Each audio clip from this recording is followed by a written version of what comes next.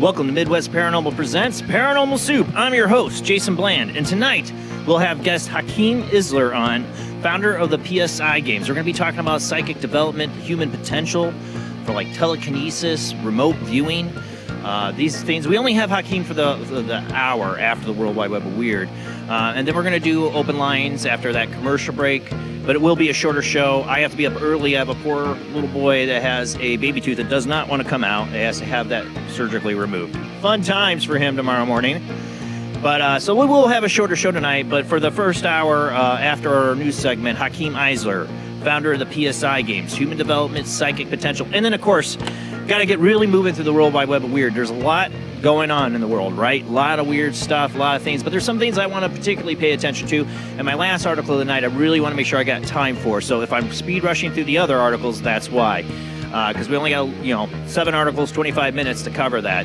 And like I said, if you guys want to discuss some of the stuff I talk about in the World Wide Web of Weird later, after Hakim Isler is off the show, and want to talk about particularly the last article tonight, I'd love to hear your thoughts. Like I said, shorter show tonight.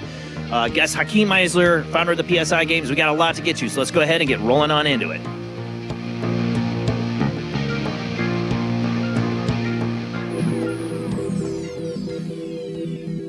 Welcome to another night of Paranormal Soup. As I said before, I'm your host, Jason Bland. Tonight's guest, Hakim Isler, will join us after the first commercial break. But joining me as always is my beautiful co-host, Jamie D. How you doing tonight, Jamie? All right. I'm doing well, I think. I was having connection problems on Firefox. It took me a while to get on the Chrome. Fingers crossed right now. We're holding I couldn't even get the show shared out. We had a little bit of a confusion time slot with the guest. He's going to be here. And then, so I had to re-edit this episode like 3 times before it aired, right now, like the last 20 minutes. So it's been a nightmare trying to get this show going.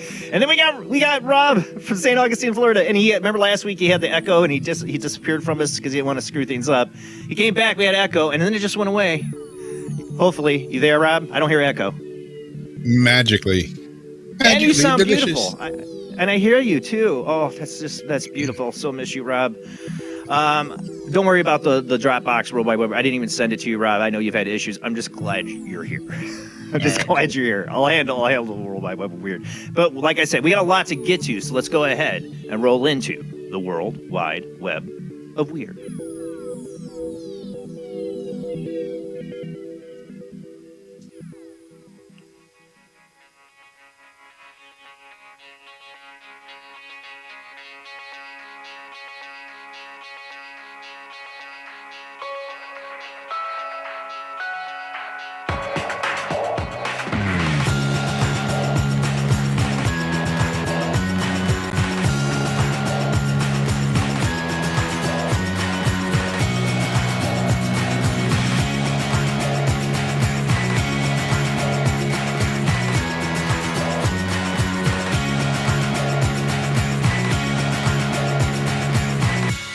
Tonight on the World Wide Web of Weird, I figured I'd start off with the continuing story, because we keep bringing this up, I think, every week.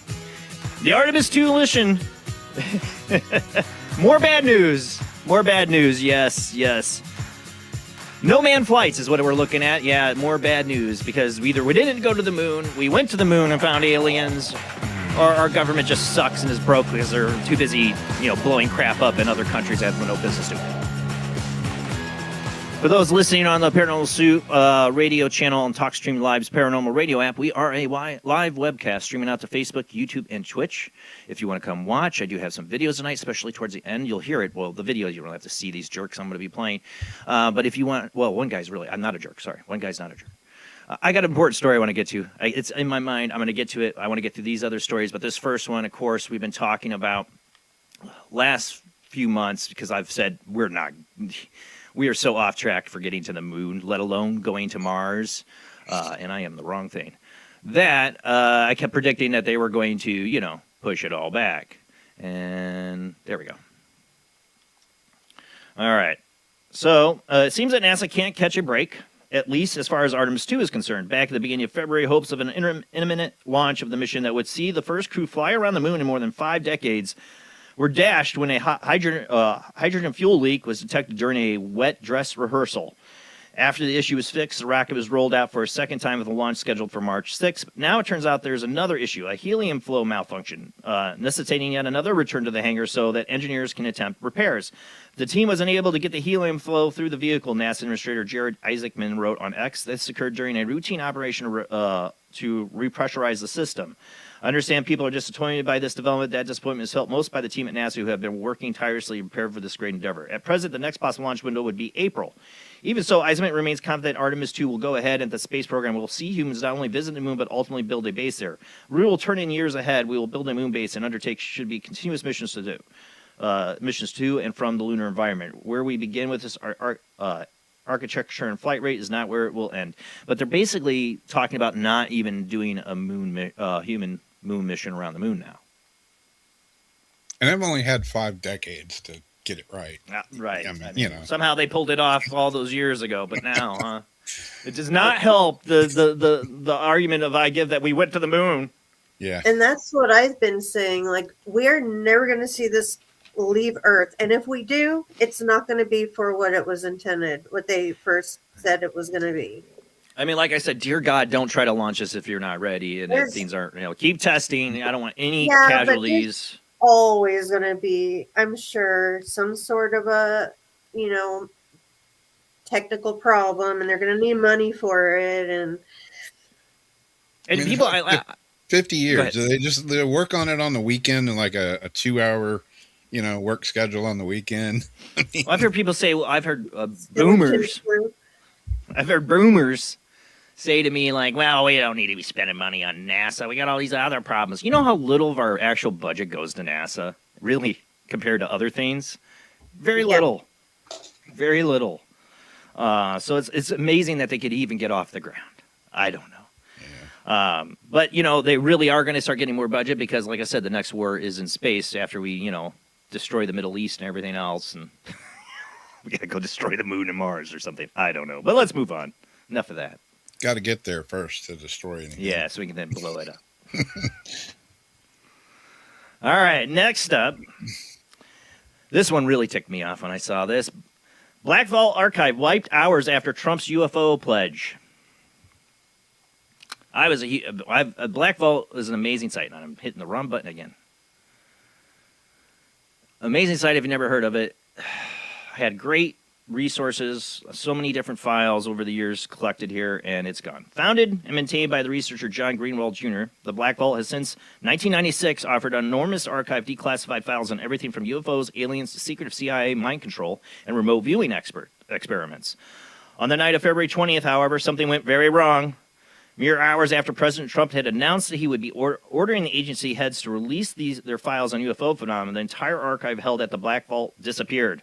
According to Greenwald Jr., the issue wasn't hardware failure or file corruption. Someone had seemingly logged into the server and deleted the files deliberately. Exactly how someone achieved this remains unclear. An investigation by the hosting provider seemed to show that their directory permissions had mysteriously changed. And it On the doesn't plus show side, who Greenwald Jr. like used. yeah. Well, on the plus side, the good news is Greenwald Jr. had kept a secure backup of everything. It was deleted and was able to restore the files to the server shortly afterwards, ensuring very little downtime. But somebody tried to take them out. What is it? Because who would easily be able to do that? Oh, I don't know. The NSA, CIA, NSA probably. To take down, get into those servers and delete everything he had.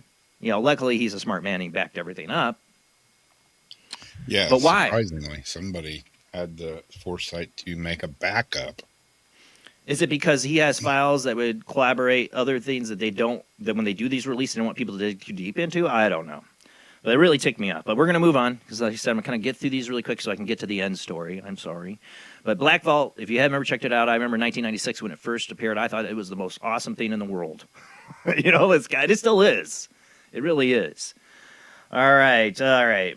Mexico president dismisses questions on UFO disclosure next. Yeah. All right. So, Mexico president dismisses questions on UFO disclosure. I'm trying to get my articles pulled up. Sorry, delaying here.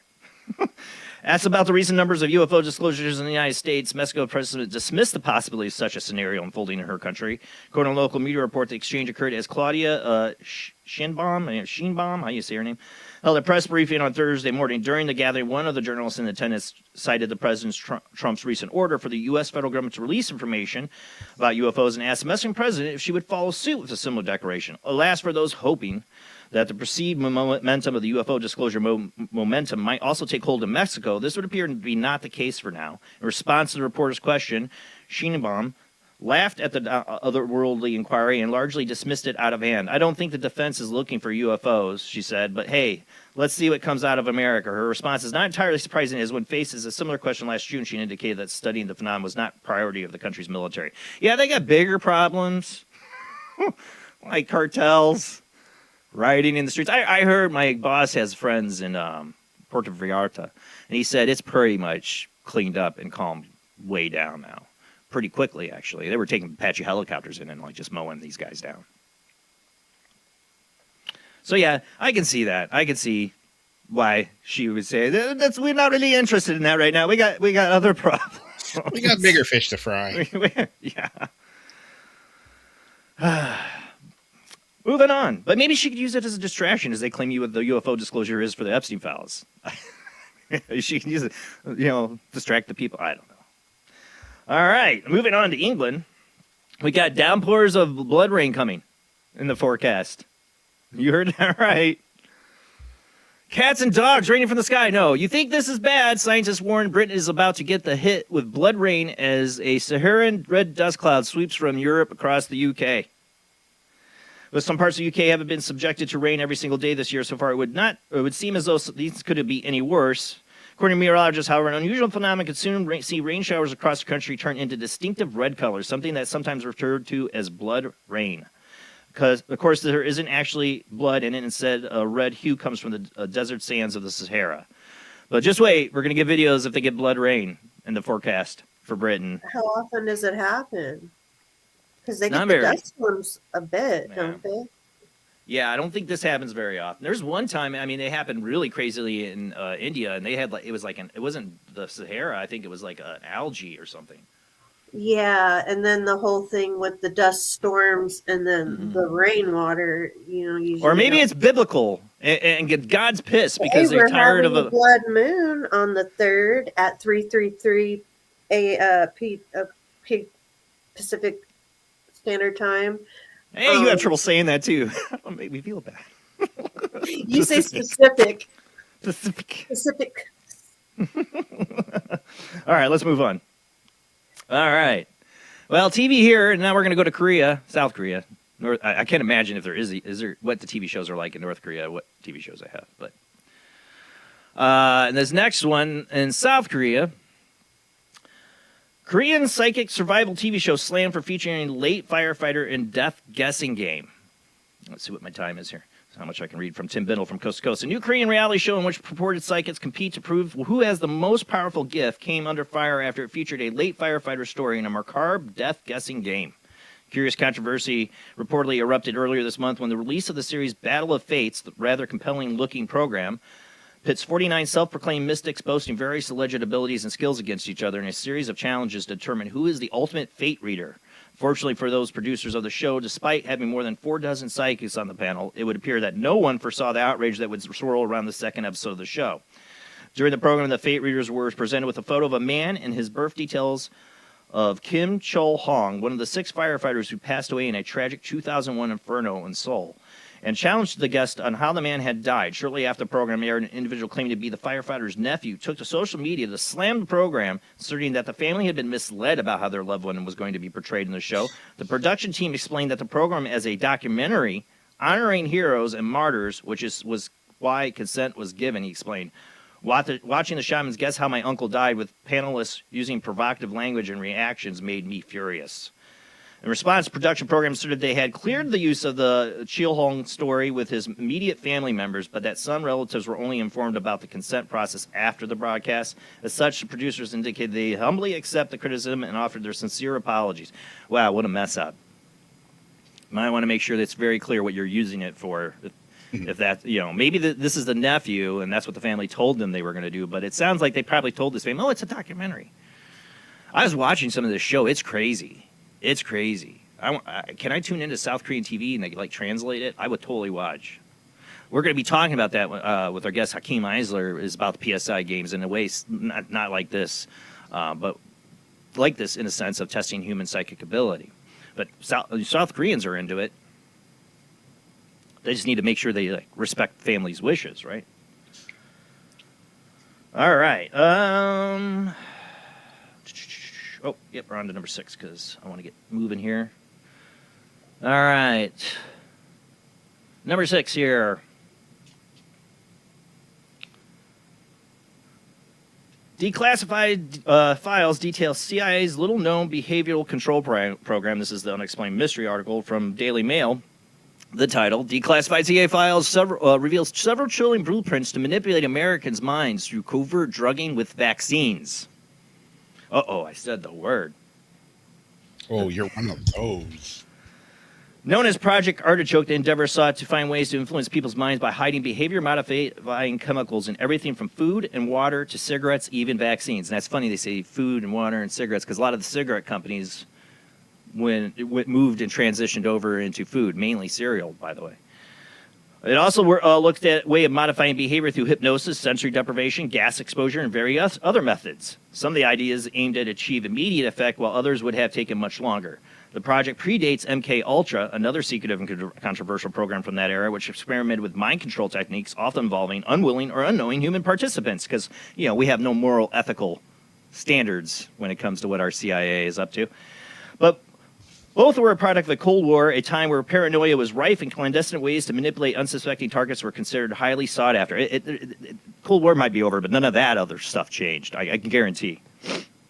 U.S. government had believed that the Soviets had already achieved such methods, meaning they finding ways to do the same was deemed high priority and highly secretive. While the files detailing Project Artichoke have been in the public domain for many years, it wasn't until recently that users began circulating them on social media. Today, the idea of putting secretive mind-altering substances in vaccinations or in food products seems unconscionable. The only difference now is that we are perhaps more suspicious and often open to such possibilities. Welcome to the party, pals! Been talking about this stuff for 10 years on the show. Glad the world's waking up to it. The mind control's still happening. They never quit. Cold War or not, they don't care. They want to control you. They want to control your mind. Your TV, it was called TV programming for a reason, to program you. And that's what's happening right now. Go watch your news networks. Look at the programming happening right now in real time. It's very obvious, because I think most of us know going into Iran is a bunch of BS, but we won't get into that. Because I want to get into this last thing. My dad, last night I got to watch the episode of Monster Quest, finally, that I was in. All I can say is I was a bit disappointed, but I knew I would be, because they cut out so much of my experience. And the way they edit it, make it sound like I was just having shadow person bad dreams. One night I will go through my whole experience on here, I think, and talk about it. It's in Mike Rexecker's second book. What is it? Paranormal Encounters? I'm getting it wrong. I'm really tired. All written out there, but maybe I should talk about it one night, because they cut out so much. It was all right. But anyways, I was talking to my dad, and he was really pissed off about something. And yeah, it's usually directed at Donald Trump, and I don't blame him. But I try to recognize and tell him, that that's just a puppet. That's just a puppet in the mix. Don't get mad at the puppet because they just change out the puppet. What's really going on is that we're literally inventing what pissed him off, and it pisses me off. We are literally seeing Skynet being created in front of us. Trump orders government to stop using. Hold on. Bless it. I hate it when it does this. Trump orders government to stop using Anthropic in battle over AI use. This has been going around. I'm just going to get to this video before we run out of time. So this is the CEO of Anthropic. I want you to hear a little bit of what he has to say here. Narrow exceptions. If it's going to not do what it did last week, God bless it. And see, I'm just getting screwed here. Let me try this again. Because last week I kind of jump-started it, and then it seemed it wanted to work. Narrow exceptions. It just does that. Let me see if it'll come back. Give it a second. Maybe it's just taking a second. Come on. You can do it.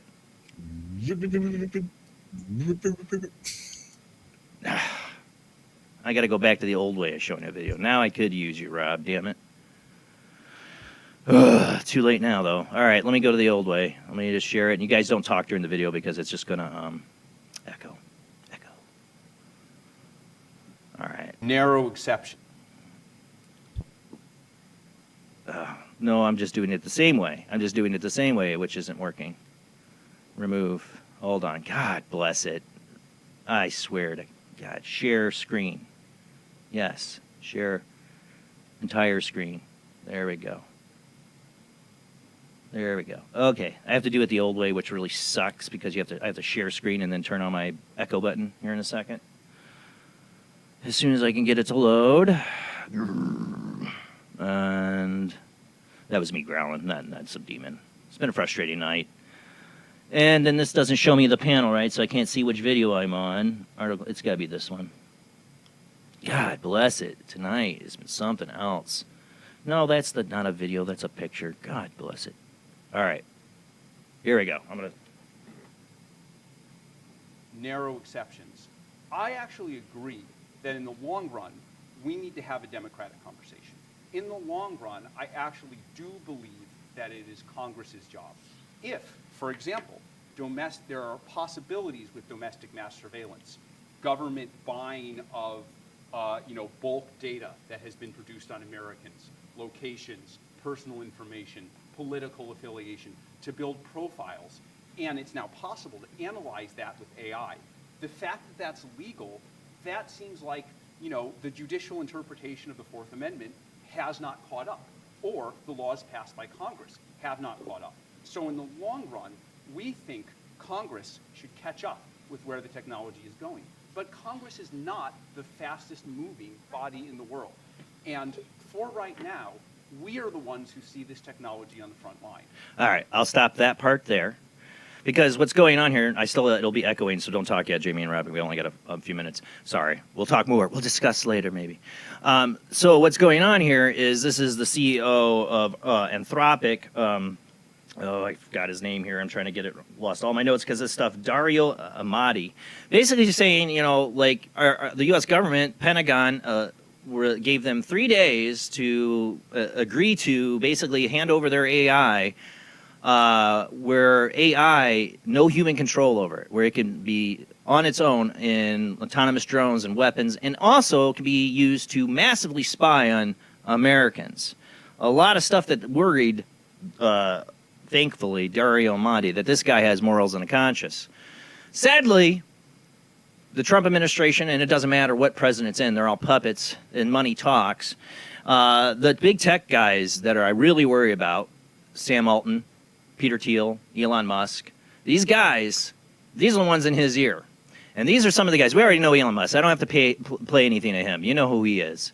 But I don't know if a lot of people know who he is. Here's Peter Thiel. These are the guys talking to Trump and that made him think that you would prefer the human race to endure, right? That made him think that we should give an ultimatum to all the other AI companies that they have to hand over the keys to the kingdom of their AI and let it be autonomous.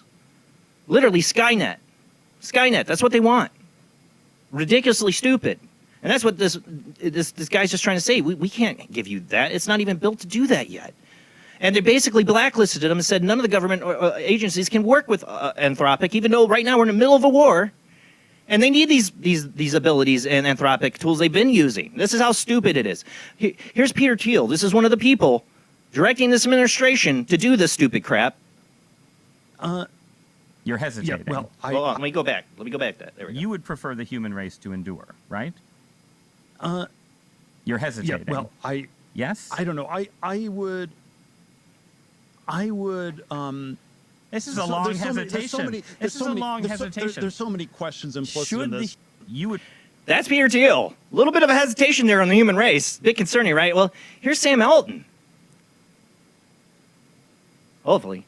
One of the things that is always unfair in this comparison is people talk about how much energy it takes to train an AI model relative to how much it costs a human to do one inference query. But it also takes a lot of energy to train a human. It takes like 20 years of life and all of the food you eat during that time before you get smart. And not only that, it took like the very widespread evolution of the 100 billion people that have ever lived and learned not to get eaten by predators and learned how to like figure out science and whatever to produce you. So the fair comparison is if you ask ChatGPT a question, how much energy does it take once its model is trained to answer that question versus a human? And probably AI has already caught up on an energy efficiency basis measured that way. So yeah, that's his take on that, is that AIs are more efficient than humans because humans you have to raise and feed. Yeah, and that's the guy who now who told the Trump administration to go ahead and tell the rest of the AI companies they need to adhere to this idea of autonomous AI. That's it for the World Wide Web of Weird. Welcome, Skynet, your new masters. They're coming. They're being built right in front of you happily by this administration and others. I don't care about who you voted for or anything. I hate politics. They all suck. They're all puppets. It's bought by people like these guys, Peter Thiel and Sam Altman, that want to bring on the AI apocalypse. I'm just saying. That's all. That's it for the World Wide Web of Weird. Our guest tonight, Hakim Isler, will be on after the short commercial break. We're going to talk about the Psi Games when we come back.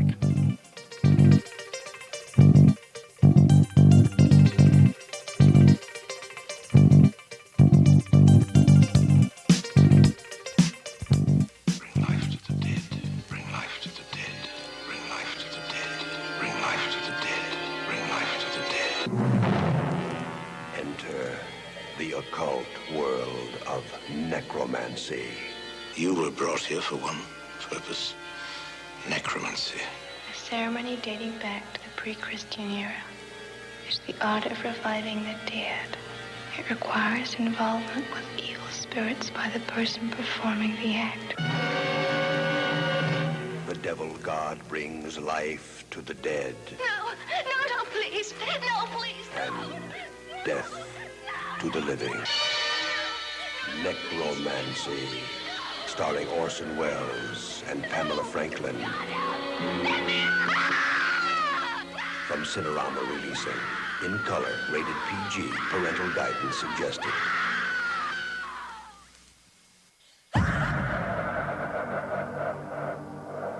If you are interested in discovering the truth about the paranormal and want to hear from leading researchers in the field, join Justin Brown on his 3 weekly shows named My Paranormal Soapbox, Necromancer Live Show, and the Supernatural Symposium, live on Facebook, YouTube, and InterfaceDeath.net.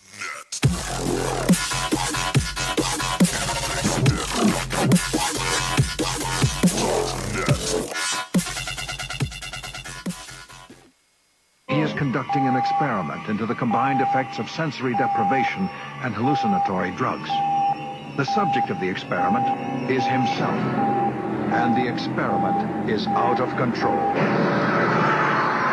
Ken Russell's Altered States, a film that must not be missed, is in the West End now. Altered States, Certificate X. Hello, I am Fernando Martinez. I think by now you know I am an emotional kind of guy. People stop me in the street and say, Fernando, what the hell is wrong with me? Silk shirt, hairy chest, enough aftershave to drown a household pet, but I still cannot get a woman, I tell them you are an ignorant fool. Without a symbol of power and fertility around your neck, what kind of woman is going to respect you? That is why I have teamed up with Medallion Man, the shop for medallion needs. Medallion Man caters to all levels of masculinity. For the strong, silent type, a medallion the size of a hubcap will say everything that needs to be said. Even singing medallions for the Casanova, who knows music is the food of love. Model trains, dollhouses, diapers, whatever your interest, we've got a medallion for you. Don't forget, every woman knows if you can't support a medallion, you can't support a family. This is the sound of a spacewalk. 240, nominal to profile. We're in the pipe, 5 by 5.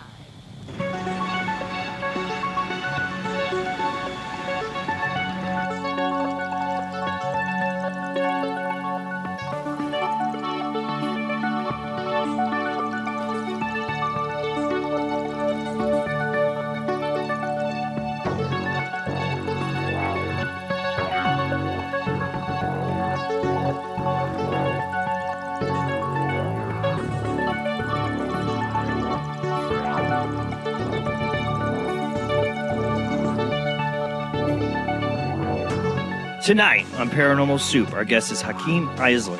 Hakim Isler is a conscious explorer dedicated to developing human potential beyond conventional limits. With extensive experience in remote viewing, mind-sight training, and holistic self-development, Hakim bridges ancient disciplines with modern scientific inquiry.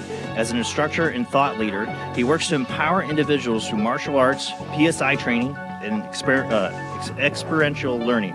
He also is the founder of the Psi Games, bringing together experts and enthusiasts in the field of consciousness and psychic abilities to share, test, and grow this field together. We're going to be talking about human potential, psychic development, telekinesis, remote viewing, these things that Hakim has been trying to basically explore. Can we be Jedi? You know, that's what I'm saying. I'm right there with him. He's a man after my own heart here. To be able to learn how to do these things that I think have been possible, that we've lost the touch with these abilities that, you know, yogis have done and shamans and all that. I believe in these possibilities. I've had my own psychic experiences since my childhood, as many of you in the chat room. I believe everybody has these potentials. So we're going to be talking about this with Hakim tonight. We have him for an hour. We got a lot to get to, so let's go ahead and get to our guest.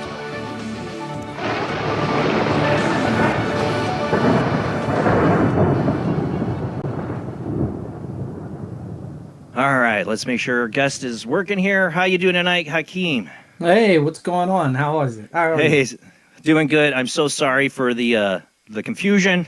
You were here early in the morning. I was like, oh my gosh. It happened with one other guest from Michelle, and I know Michelle puts the right time. I know I did, but they just saw it, and they thought it was in the morning, and I understand. I would be more clear about it. But you made it, so I am so honored you're here. Thank you so much for being here tonight, Hakim. Yeah, thank you. So tonight, tell us a little bit what got you involved and started out this whole journey with the Psi Games and what the Psi Games are. Yeah, absolutely. So it's actually Psi Games and Psi Games. Yeah, sorry, yeah. Pounds per square inch. We were right. Pounds per square inch. I don't know. Psychic development. Yeah, it's the Psi Games, and it was.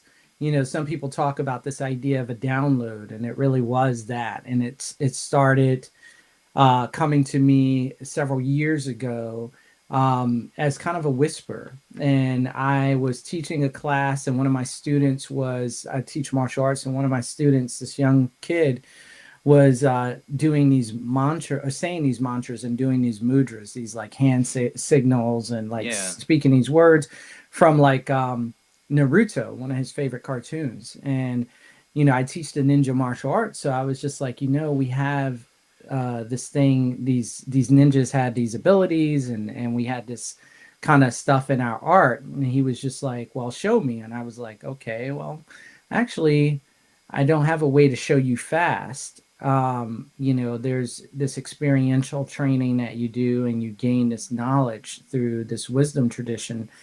But I don't have a way to show you that fast. And so that got me to thinking, well, how do we keep this interesting for the youth and keep youth developing their skill sets, because they're born with these things. They come into the world and they're very closely tied to these at the early stages of their life. And so I went on a journey to figure that out, and I found remote viewing based on my teacher working with some guys in the past, and that came into my mind. So I started training in remote viewing with Paul Smith and Bill Ray, many of the original Army guys in the Psychic Spy program. Yeah. And that was just too complicated for youth. So then I moved on to Mindsight and started training with all of the Mindsight practitioners that I could find. And I found that was pretty good. And I was kind of like, okay, this is what I've found, and this is going to work for everybody. But whatever this energy wasn't done with me yet, and it kept bringing this Psi Games idea into my brain. And I happened to be listening to a podcast with Jeremy Corbell and George Knapp, and Jeremy was asking this guy James Lukaski, who was an ex-DIA officer, Defense Intelligence Agency guy who wrote a book called Skinwalkers at the Pentagon. And Jeremy was like, man, you keep bouncing around all these topics. We're asking you direct questions about these UAPs, these aerial phenomenon. So UFOs, right? Yeah. I was gonna say UFO, and I was like, well, do we? We do. Group know I don't care. I'm Gen X, man. UFOs. Go ahead. Yeah. And so he was just like, yeah, I don't see any danger here, and also, I feel like if human beings were able to tap into their full potential, we'd have nothing to be afraid of. And Psi Games was spoken to me again at that moment, and I was like, okay, I have to try to pursue this, even though I feel very uncomfortable with that. And that's how it started. Now, I know you have a military background, right? You were in, what was it, special ops? Yeah, I was a PSYOP guy. PSYOP, yeah. We actually played a commercial they recently did, like on they did this like really fancy with the commercial ghost for the guy. Yeah, you saw that. The yeah, ghost in the machine. That'd be a whole other thing to interest to get into. I won't get you off topic, but I was really interested when I saw some of that in your background. That's really cool. And then you were on Naked and Afraid. Yes, you done that. So you're a very adventurous guy. And my son would love you. My youngest son, Liam. He did martial arts. I'm trying to find a good school to go back to because his closed down. But like everything you're doing, like that my 10-year-old like love everything you're doing. Basically, awesome. He wants to be a little ninja Jedi, and that's what I was saying. Like I was saying at the beginning of the show, is that what you're doing here is something I've always felt like we need to do, especially with children. Is explore this way to develop these abilities. They're in everybody. I've had experiences since I was a kid. And we should look for this way to develop this in kids and not ignore this ability, but science does. So you're trying to take an approach here, a way to teach people or learn how to do this from children to adults, right? Yeah. I'm trying to. The Psi Games is really cross-generational, so we want to be able to touch people wherever they are. Youth and adults. Right now, there's a huge push. There's so many different organizations out there catering to adults. And if you go to many of these conferences, quite often, people who are in the conference are in their mid to late 40s and up. But you don't see anybody. You see very few people who are in their 20s, and you see nobody who's younger than that.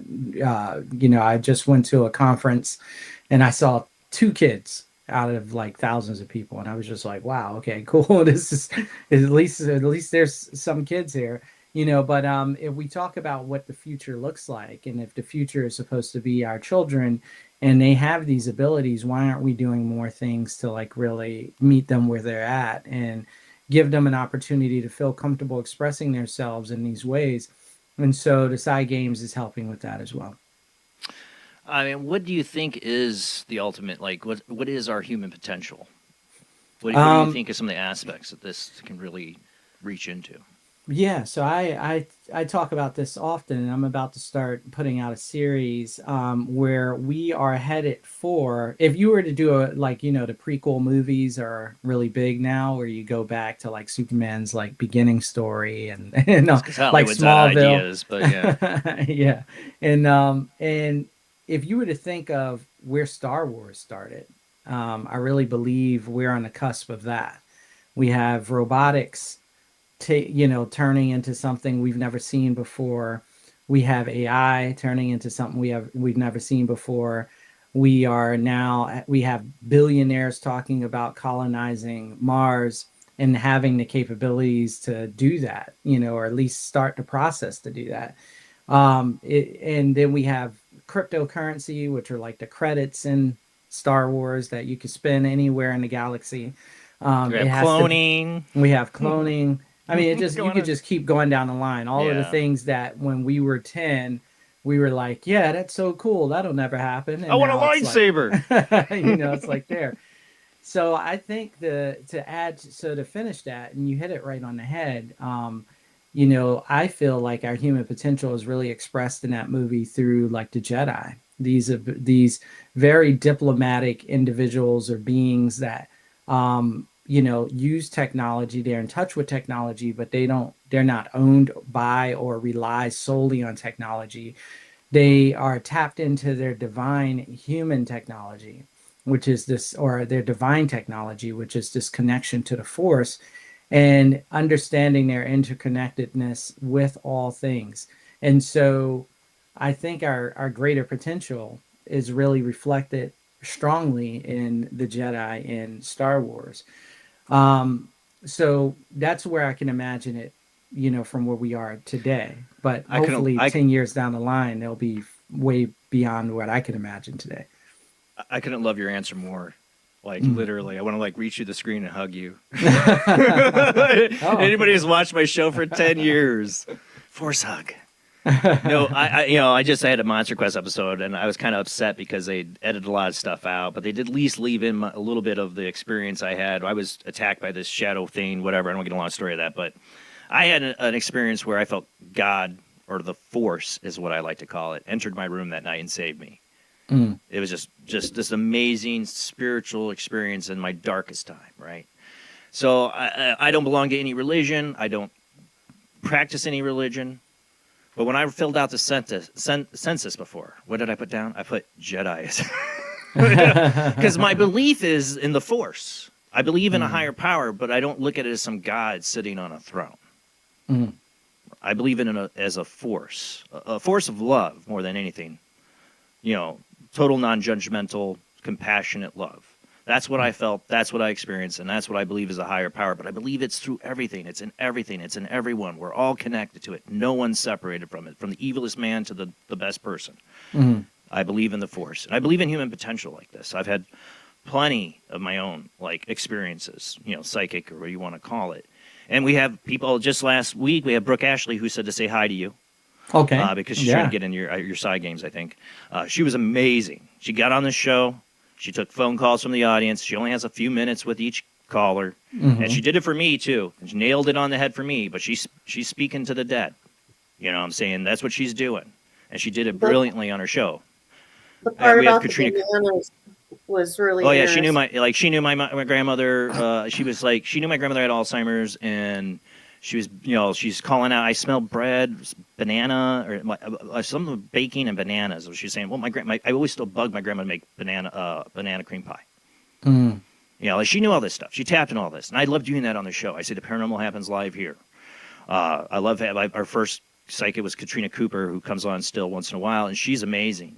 I've had these people on. I love to show this live to people, So I think what you're doing is so important. To really, my news segment, I covered how South Korea has a show. They got criticized recently for some stuff that they did, but they have a show where they put 49 mystics and what you want to call psychics or fortune tellers up in a competition. We don't get that stuff here much in America. I remember Jackie Barrett, a friend I had on the show, was in a psychic kind of like contest they did many years ago on a TV show and only had one episode, right? You talk about young people not showing up to this thing is more like the later age. That's so disappointing to hear. Disappointing to hear. I would, if you'd been around when I was in my 20s, I would have been, sign me up. Where are you at? Where am I meeting? I'm going. I would have been totally right on with what you're doing. Yeah, I think the challenge is, a lot of the folks that are coming to these events, they have disposable income or they have the That's a big freedom to part of it, yeah. just go, and and they don't have to ask for permission, and so they have those freedoms, but it's also not very fun, to sit in a lecture and just listen to lectures unless you're an adult. If you have that level of intelligence and you're like, hey, I just want to hear about these things. It's just, I find it really fascinating to listen to this person and that person. Then you go to these things. But if you're a kid, you really want to enjoy yourself. You want to have a good time. You want to do something. You want to be active. So meeting youth where they are in this kind of gaming aspect, I think is a cool way to kind of get them engaged and get them to have fun. And so that's where Psi Games also, I believe, is different, and also I think it speaks to the average person a lot more than, let's say, doing more scientific research or studies. And so I think it's the balance as well, the balance in the force, is that I meet a lot of scientific individuals who who want to do more research and more papers, and I'm like, yo, I'm all for that, but that has not moved the needle in the field of psi, or the paranormal for a long time. Scientists just keep doing more peer-reviewed papers for other scientists, and you talk to the average person, they don't know about any of that stuff and they don't really care. It's because it's not relevant to their life. And so how do we make it relevant to a person's life? Is some of it has to be fun and exciting and engaging, where you are. And so games are a good way to do that. And so that's kind of the theory and the theory and practice behind the Psi Games as well. We actually do on this show. Brilliant. Yeah. Thank you. We do a show. I'm trying to find better ideas for it. Maybe you can help me out. We do a lot. Some nights we'll have a live open lines, but I'll turn it into psychic game night. And we'll do good old Zener cards. See how many people in the audience. It's fun. But I need to come up with other ideas. But making it a game, gets people to relax, and that's kind of part of what I would think would need to go into this. You have to be able to relax, enjoy yourself, let yourself just have fun with it too, because people get too serious. It triggers all those pleasure sensors in your body too, the gratification and all those different areas. Yeah, you talked about like trying to teach people remote viewing, like the military way of doing it, because the military way that it was developed under these guys, like the men who stare at goats. But the military way has got this kind of robotic strict parameters to it, that it's kind of hard. You said you went with mindsight. You can give us a little more insight to some of what you trained with when it came to remote viewing. Yeah, so I trained in extended remote viewing, which was originally when SRI, which is Hal Puthoff and Russell Targ, when they got involved in this program, they started developing what would become remote viewing later. It was more of what they would call a GRV, which is a general remote viewing. And the term remote viewing didn't really exist at that time. It came much later as a creation by Ingo Swann, who got into the program. And then there was extended remote viewing, but still extended remote viewing didn't have a deep protocol. Later, you had coordinate remote viewing, which was started to be developed by Hal Puthoff and Ingo. And then that later became controlled remote viewing. And so there's what they found was that when you freestyled it and you didn't have a protocol, there was a certain individual who can do really well with that. And that individual would be just naturally talented at what we call bilocation, being both here and there at the same time, or a person who might be clairvoyant. But for everybody else, they needed some sort of methodology to follow that would allow them to kind of engage with this information and then get better at that information. For instance, there might be a natural basketball player or a natural runner, but for everybody else who's not natural, but of course we have the ability to run, we're just not naturally gifted in that way. Having a methodology and a protocol allows us to develop over time. Working out would be the same way. If you have a regiment, it starts to help you develop faster and stronger, and you can look back and measure, and so the protocol allowed for that. But that protocol is really strict. It's really in depth, and it's not something that most kids would find exciting. Yeah. And so that's where I was kind of like, okay, well, this is great for me as an adult and, as other adults, but kids, very rarely want to just sit down and follow this protocol, which I believe in. And they even found, they did research, how put off, and found that, people who used a protocol had better results than people who didn't use a protocol, especially for those who weren't naturally gifted. So yeah, that's what happened with my training with remote viewing as I was going through that process. And then I moved on to Mindsight. I trained with some of the VibraVision guys. I trained with Nicola Pharma in the UK. I trained with a group out of Canada called Vision Without Eyes. So I got to work with different, people who were doing this at the time. And that was just really simple. It was put on a blindfold and go. And VibraVision has a really strong program that relies on protocols and methodologies as well. But some of the others have more of a loose approach, and it is really just allowing a person to kind of step into that. And I find a lot more success with just putting the blindfolds on the kid and saying, just have fun with it. Don't expect anything, just have a good time and let go. And I've seen a lot of success that way. Yeah, I bet.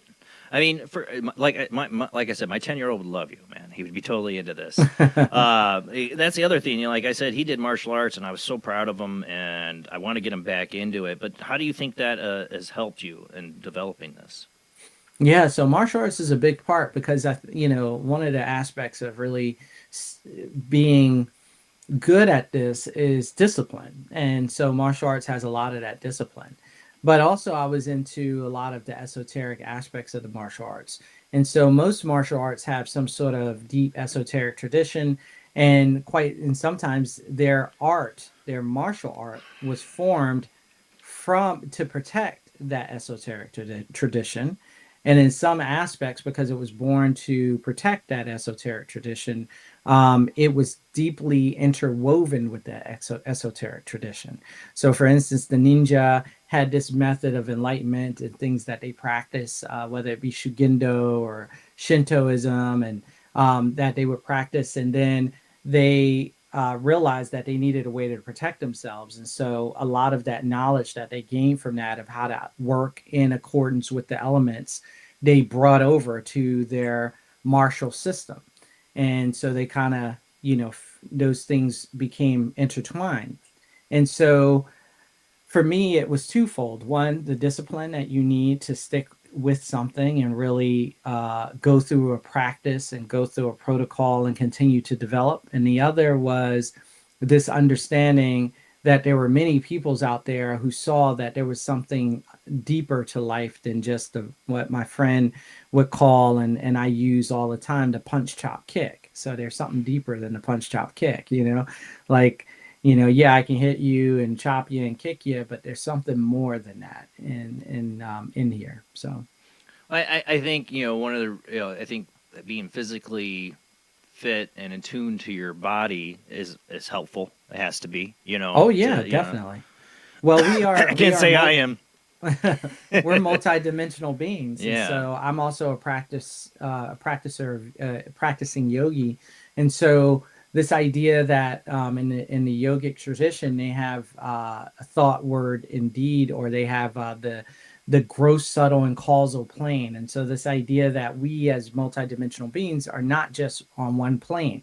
So if we want to be truly strong, we have to be strong in all of those different aspects of who we are. And so it's not just a physical thing, it's a subtle thing. So it's these subtle energies and how we operate.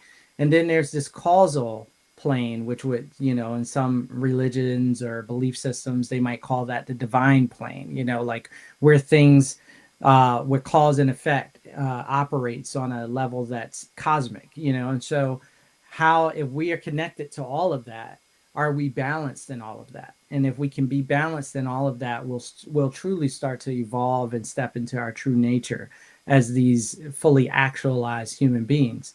And so that's kind of goes back to your original question: where are we going with this, or what do I see as the future of a fully formed human? And I think that would be it. Someone who really knows how to tap into that. But I also want to just make sure that I say this, because I say it on everything, is that if we really want to pursue that, we have to have some sort of ethical framework around that as well. If not, there's a precedent for this too, and that is that you have the Sith in the movies, right? And so these guys operate, from fear and anger, and and they're able to Manipulation. Manipulation. They're able to do these very powerful things, but they're operating from a very different place. And so, I don't subscribe to the belief system where I've met some folks who are like, man, you can only do this stuff as if you're coming from the heart and you're a good person. And I'm like, I agree with you. I'm like, there's too many traditions that talk about people doing these things and they're not coming from a great place, And so if we want to believe truly in the balance, I mean, everything around us is looking for balance, even in our own body, like yin and yang. Yeah, and your shadow self, you have to still honor that shadow side of yourself to have that light. Yes, exactly. And so where's that balance, and understanding that balance exists? And then, I don't hate people who are going down that path, because they might have certain levels of trauma or things of that nature. But I also have chosen to follow the path of the light, and to, and a matter of fact, in my email, my signature line is in service to the light, and so that's what I really believe in. But in service to the light, I have to recognize that not all people are where they need to be, or not all people are at that place in their life where they have embraced, the greater, better qualities of themselves. And it doesn't mean that they can't do that. So I'm always looking for an opportunity to see the best in people. There is a dark side of the Force, right? That's what I believe. There are people that practice what you look at as black magic practicing, or people that have just the innate ability but don't use it for good. What do you think, though? Before we get into that, I mean, we can get more into the ethics of that. But one of the things I've always wondered, you've seen scenes like the Minority Report, and other ways, abilities, psychic abilities. Like I'm a big sci-fi fantasy fan, and like there was a great. I played in one of my ad roles, Dreamscape, where the CIA is training. Right, this is in the '80s, right? The CIA is training people how to enter other people's dreams. And that they want to use it, of course, for bad. They try to like kill a president, with it and everything. But I'm like, what do you think are the real world applications of this? Yeah, so I think that the military and governments do what they do, so they have their own version of these real world applications. But one of the things that I think is that these things can help us understand each other on a very deep level. So, for instance, therapy is a big thing now. And so imagine a therapist who's truly empathic, who can really feel what you're going through, who's like not just Troy on Star Trek Next Generation. Yes, exactly. Someone who can really feel what you're going through, really feel what's happening inside of you, and really give you some real sound advice. And they're not just using some sort of protocol. Oh, well, he said this, so this must be how he feels. So I'm going to tell him this because this is what, I was told in school has the best level of success. But somebody who can really identify and connect with you on that deep level. So that would be one aspect of it. Another aspect of it will be like, helping people when they're in distress. So I know a friend, Pam Coronado, she was able to find missing children and missing people, and where dogs and cops and helicopters and all that can figure it out, she comes in and she pinpoint the location of where this person is, and I mean, like, there you go. So that would be some aspect of it.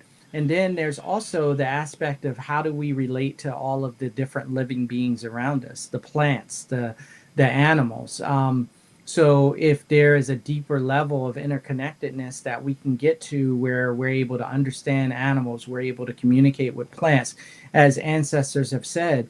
I mean, ayahuasca is really big now. There are people holding ayahuasca ceremonies in their backyard in the United States. That's too much for me. Yeah, that's too much for me too. But when you look back where that tradition came from, and people say, well, this is a very delicate process creating this elixir, pretty much. How did you guys come up with that? And those ancient people say that the plants told them how to do that.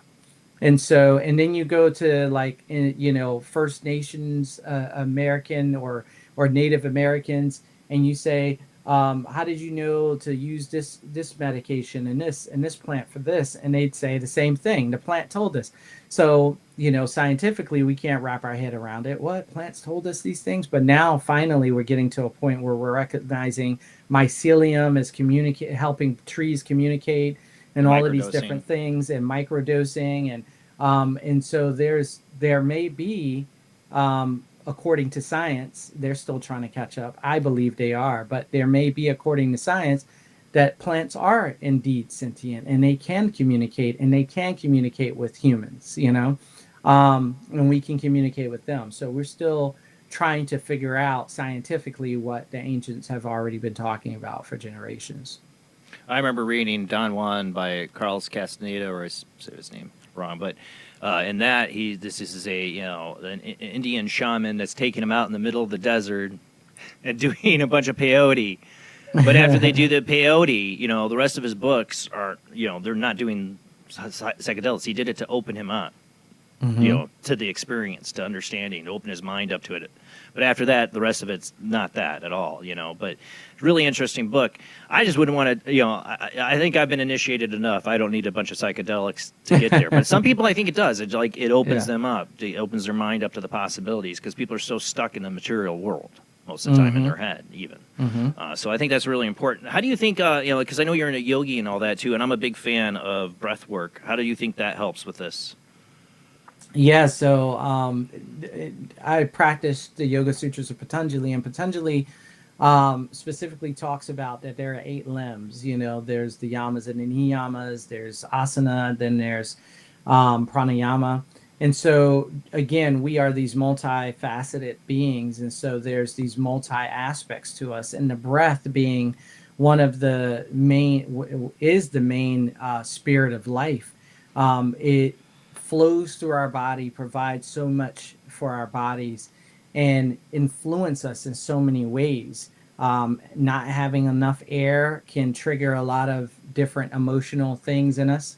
Having too much air can trigger emotional things in us, whether it be good or bad. And so being able to regulate that and control the breath really allows us to tap into some things that we may not be aware of. A matter of fact, there used to be medicine that the yogis used long ago called soma, and they would use this medicine almost like plant medicine. Well, it was plant medicine, to kind of enter these altered states, but realized that they were getting too attached to them. So then they found a new way, and that way was through breath work. And so, and then they've been using that ever since. And that's through this idea of understanding, how to attune the breath through ratios, like different ratios and different aspects of the breath, whether it be inhale, retention, exhale, suspension, and or speed, and the speed to count in which you do it to affect different states of the mind. And they've mastered that over time.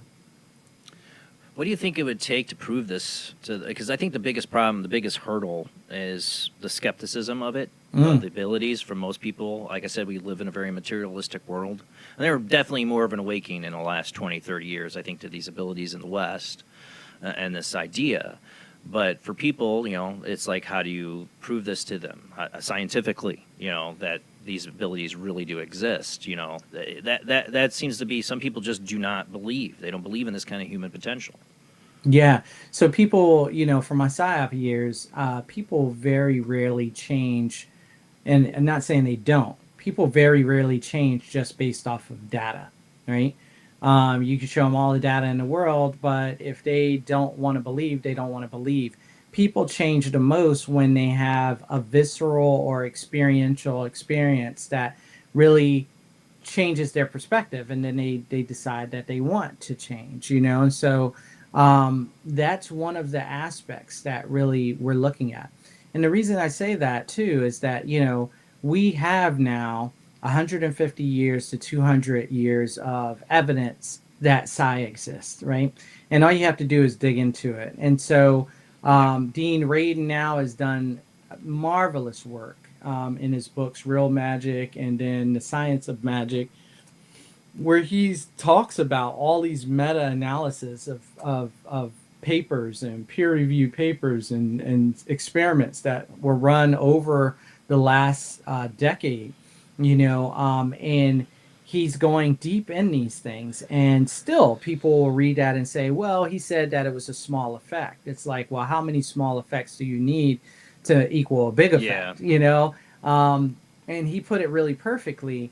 Because we're so materialistic and reductionistic, science wants to whittle things down and take almost the human experience out of this psi. And psi is a human function. And so you can't always, take every aspect of it out and make it super mechanical. And a perfect example is when this guy came to J.B. Rhine at the Rhine Institute, or when J.B. Rhine was actually teaching at Duke University, said, hey, I can throw dice and I can manipulate, how they turn out. I can make them do what I want to do. And so they started researching it, and turns out that he was doing pretty good. He was way above chance. So, okay, well, scientists said, well, we need to figure out if this is really real. So we need to take him out of it and take the human out of the equation. Maybe he's a magician and he's manipulating the dice in just the right way. So then they put it in a cup. Still doing it. He's still having a good effect. Above chance. Okay, well, that maybe he knows some other way of he knew we were going to ask about a cup, so he knows how to manipulate the cup in just the right way. So let's put it in a robotic mechanical hand, and then that hand will like throw the dice, and then still he was kind of having a good outcome. Okay, well, maybe it's the board. Maybe he's able to shake and vibrate the floor a certain way to make the board. And so now we got to get like this floating board. And now you're like, well, is this even a thing anymore? Right. Like we're going to have you jump through a hoop of fire, jump over and flip, and then you got to roll the dice. Like, what are we doing here? By the time it's in the mechanical hand, I think it's pretty much done. Yeah, it's like it's in a mechanical hand and a cup that's not touched by the human on a mechanical board, and then they're like, okay, yeah, see, told you the results are so small that it's not even worth it anymore. It's like, wait a minute, if you could take almost all the human out of it and you're still getting a result based on what this guy is saying that he can do, actually that equals a really big deal. But most people don't want to hear that. They're just like, whatever, they said it was a small effect, that's good enough for me. And so people don't want to hear it. When people really start having these changes, when they almost die, near-death experiences. Oh yeah, they have a heart attack, they see the light, they see whatever, they come back, they're like, bro, what was that? Then what do? They start looking into the research, and then they say, oh my God, this stuff there's so much research that proves that this thing was real. How come I didn't know? Well, you could have known, you just didn't want to know. And so this again is where I'm coming from with the Psi Games. I've had debates with scientists and non-scientists alike. The scientists are like, it's not rigorous enough. The non-scientists are like, don't make it too rigorous. And so I'm like, where's the happy medium? Right. We have to find the middle ground where we can have some rigor, but we could also have some fun, and we can find that balance to give people a very visceral, deep experience that it inspires them to then motivate them to look for the research and the data. And then they will learn that this has been real all along.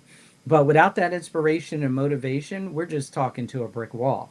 People have, then that brick wall has its integrity, and it has the things that went into building it, and it does not want to move, and it does not want to change, and it's going to take a very real deep force within the wall itself for it to change. Yeah, the force. So, I'm sorry, that's what I call it. I think, speaking of the force, I think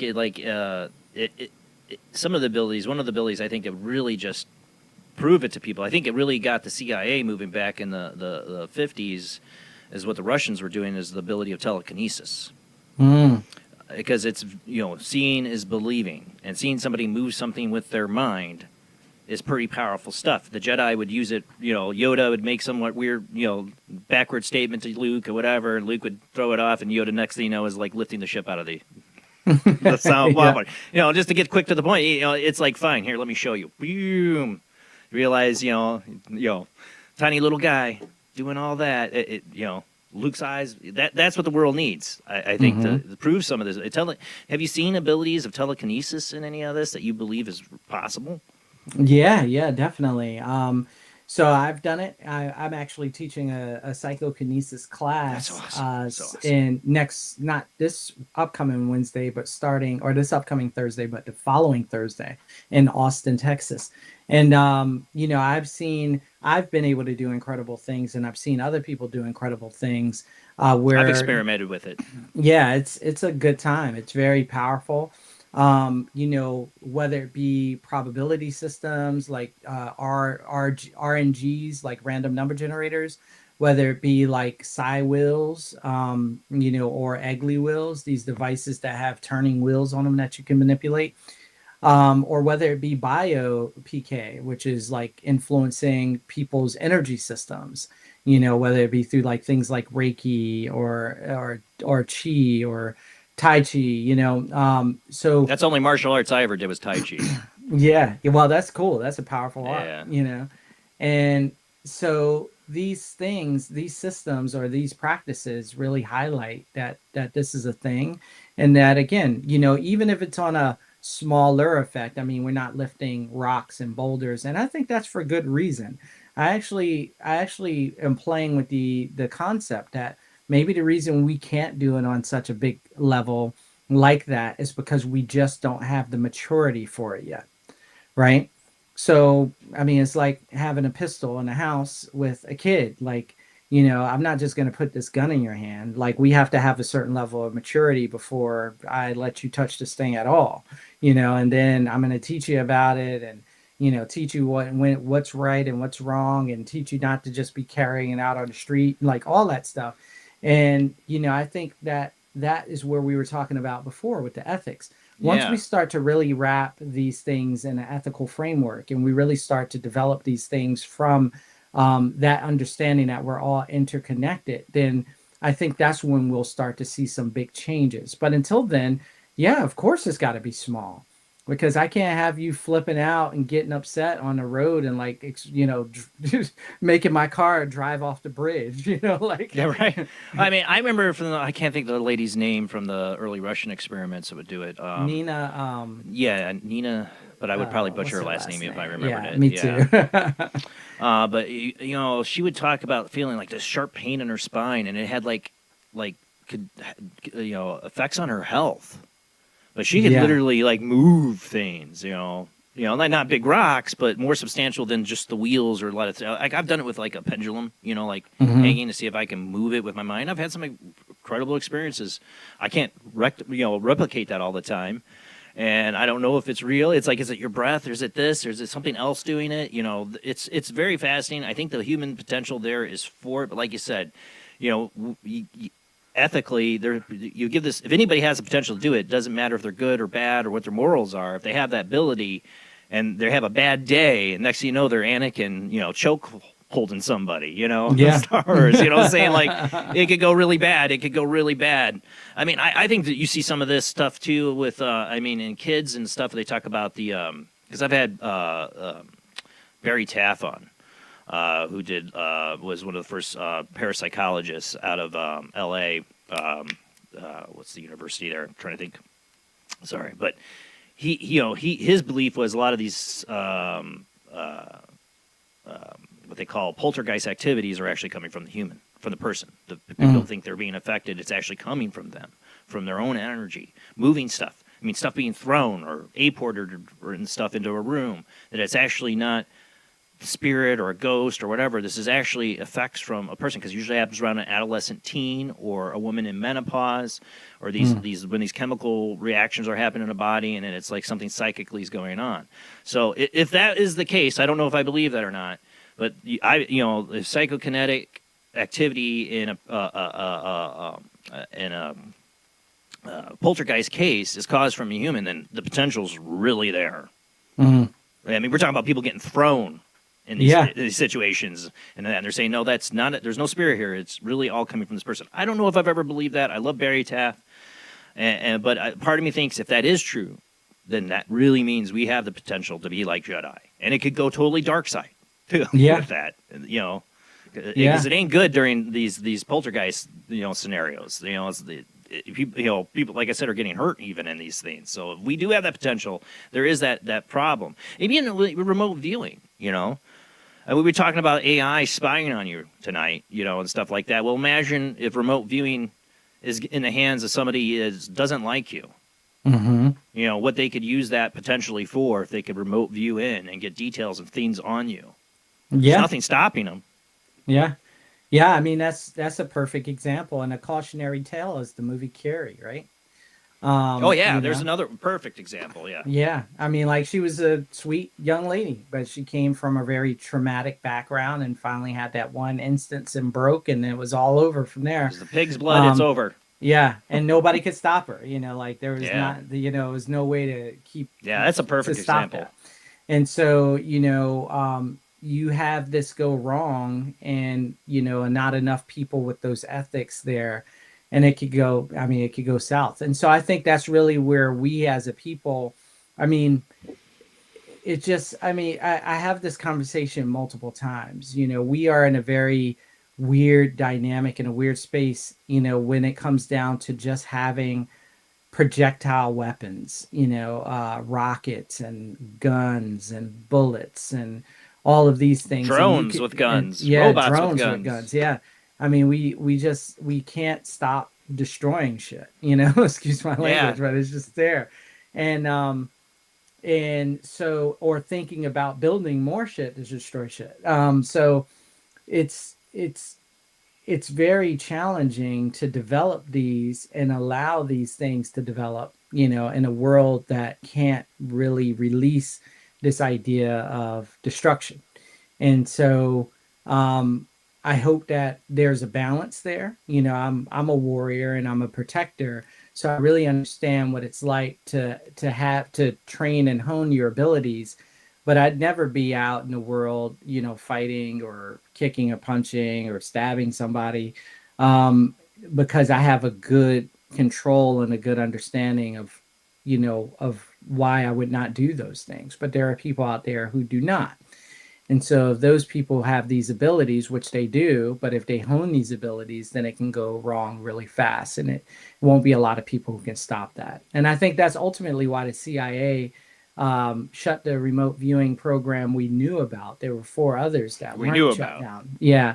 That, and they made public statements saying that it was nothing to see here, essentially. Well, no, some of them, I have to say, there's 2 senators during that time period, they called it demonic. Mm-hmm. Oh yeah, definitely that too. They were part of the big reason it got shut down. Yeah, and I wonder if that also has to do with a control mechanism. The fact that they had that idea that it was demonic came from a belief system, and that belief system may have been designed and have certain things written in it to keep us from exploring those abilities too. So the CIA had their own psyop, but these religions out here, some of them may have their version of a psyop to kind of keep us from exploring those activities for one reason or another. Maybe it's a positive one, maybe it's a negative one. I'm not judging that. I'm just saying that there's certain ways that we can keep people from wanting to explore these things, and that's that. And I have this with my own family. I have my mother. She's very religious, and she did not want to support or be a part of the Psi Games, and I get that, I get where she's coming from on that for her life and for where she is, but it's not my path, and it's not my belief system. So very different for me. I'm lucky. Love you, Mom and Dad. I grew up in a household that's very open to these ideas. My mom's a Buddhist and my dad's like agnostic, I guess you could say. You know, he's not. I wouldn't say he's an atheist in the sense he doesn't believe in religion or in any kind, but I think he's very open to a lot of these ideas and stuff. So I grew up in a very open household. So to me, all this stuff you're talking about, I'm like, this is stuff. I'm like such a fan of what you're doing. I am such a huge fan. So what is the future of the Psi Games? Where are we going from here with this? Yeah, that's a beautiful question. So the Psi Games is like going to become, in my opinion, I believe I see it as becoming the Psi Olympics. It's like the Olympics, but for psychic abilities. We have Psi Games Online being developed, which is going to be an online platform to develop Psi abilities. But it's going to be the first fully gamified game, version of Psi abilities. So we're building that out right now, and so that'll be released like later on this year, like just before the Psi Games as a full platform. We have Psi technologies that we are developing around the games, but those will become integrated technologies into society at some point.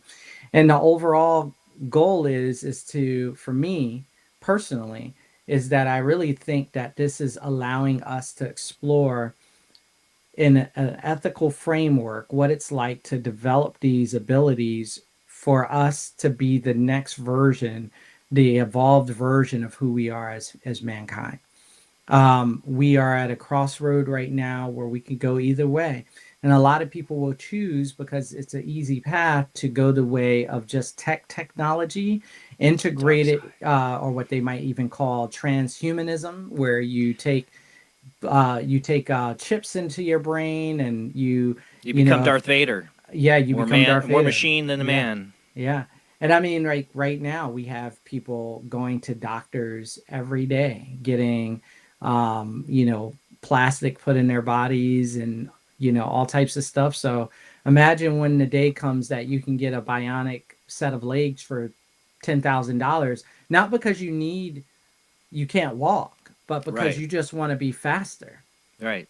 I mean, like, yeah. So, we talk about that on the show all the time. I mean, people pay for drugs it's great. just to be stronger, right. Of course you're gonna pay for a bionic set of legs. I don't even have to work. I just put these things on and I don't have to go to the gym and work out.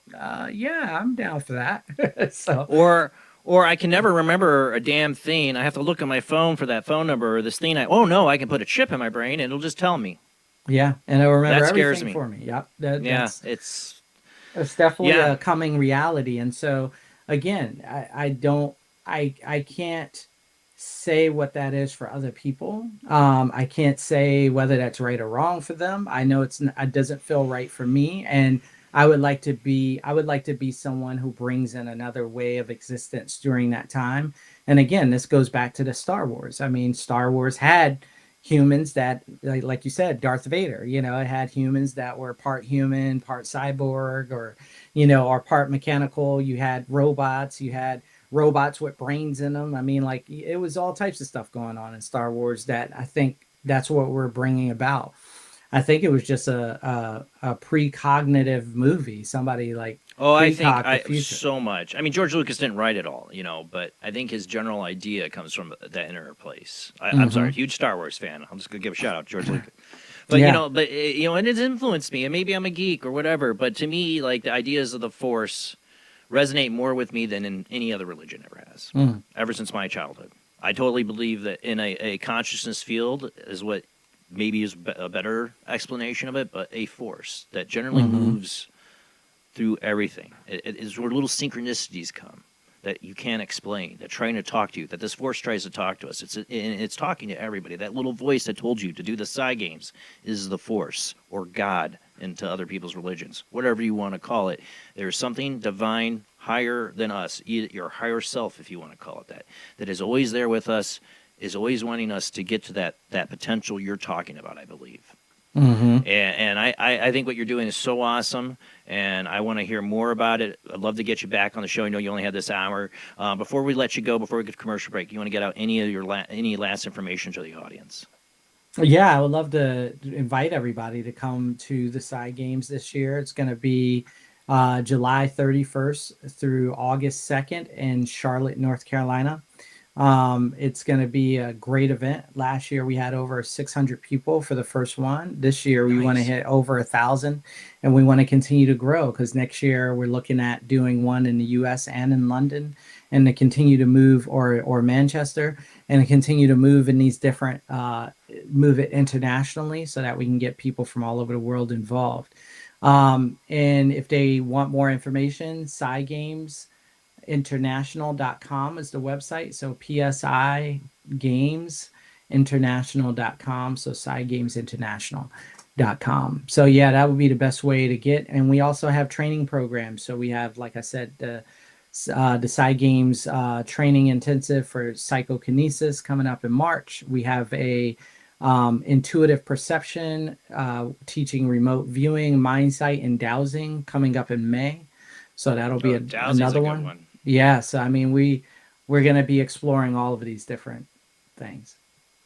Well, Hakim, thank you so much for being on the show. Keep in touch. I'd love to get you back on. Thank you for making it late tonight when it was in the morning. Thank you so much for coming on. It was a true honor to have you on your show. And we're going to go to commercial break. Hakim, you have a great night. Thanks so much for being on. Check him out, Psi Games.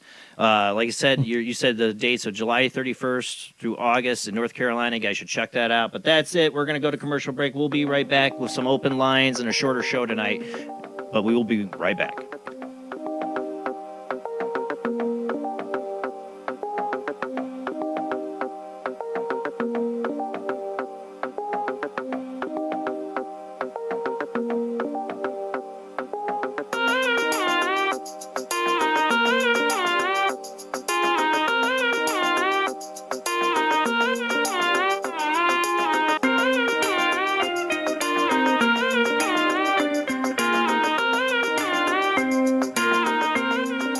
Conducting an experiment into the combined effects of sensory deprivation and hallucinatory drugs.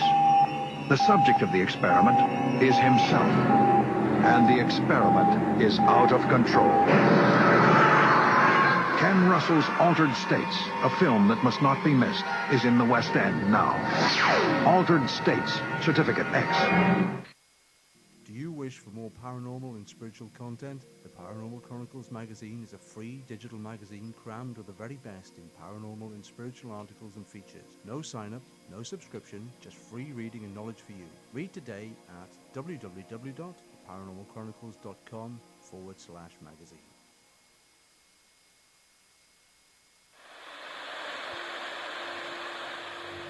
Join us every Wednesday night at midnight Eastern Standard Time for Weird Wednesday at the live stream with your hosts Jamie, the Living Dead Girl, and Rob, the Phantom, where we'll talk about all things paranormal, including zodiac, astrology, tarot card and oracle card readings, live ghost boxing and spirit communication, where we'll do Voices from Beyond, the Cold Case Files. So we hope you join us live on Facebook and YouTube every Wednesday night at midnight Eastern Standard Time. We hope to see you there. Bye-bye.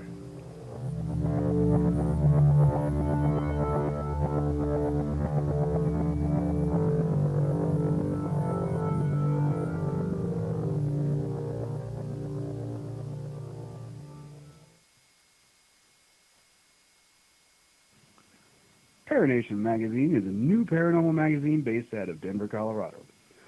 Our goal isn't just to give you the best paranormal content out there, but to promote paranormal unity. We're doing this by giving everyone an opportunity to tell their stories and to share their experiences. For more information, follow us on Facebook at Paranation Magazine and soon, paranationmag.com. I've Never Met a Dead Person I Didn't Like is the extraordinary travels of a young, alone, and broke psychic in the highly anticipated new book from internationally renowned psychic, medium, medical intuitive, and best-selling author Sherry Dillard. Critics have described I've Never Met a Dead Person I Didn't Like as an engrossing memoir, an empowering story of how a broken girl came to accept her psychic gift, a refreshing and fun read, I've Never Met a Dead Person I Didn't Like is available through Amazon, Kindle, Barnes & Noble, and wherever books are sold.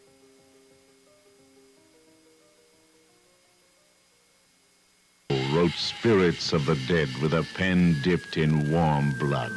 You will see the ultimate in terror with this important all-star cast. Brigitte Bardot, Alain Delon, Jane Fonda, Terence Stamp, and Peter Fonda in Edgar Allan Poe's Spirits of the Dead. Only Poe's demented genius could bring to the screen such horror and evil. Spirits of the Dead stars Brigitte Bardot, Alain Delon, Jane Fonda, Terence Stamp, and Peter Fonda.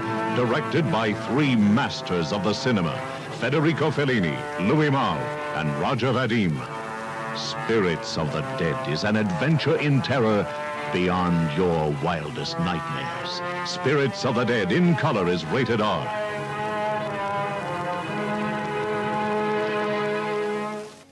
Heat 'em up. Do, re, be gone.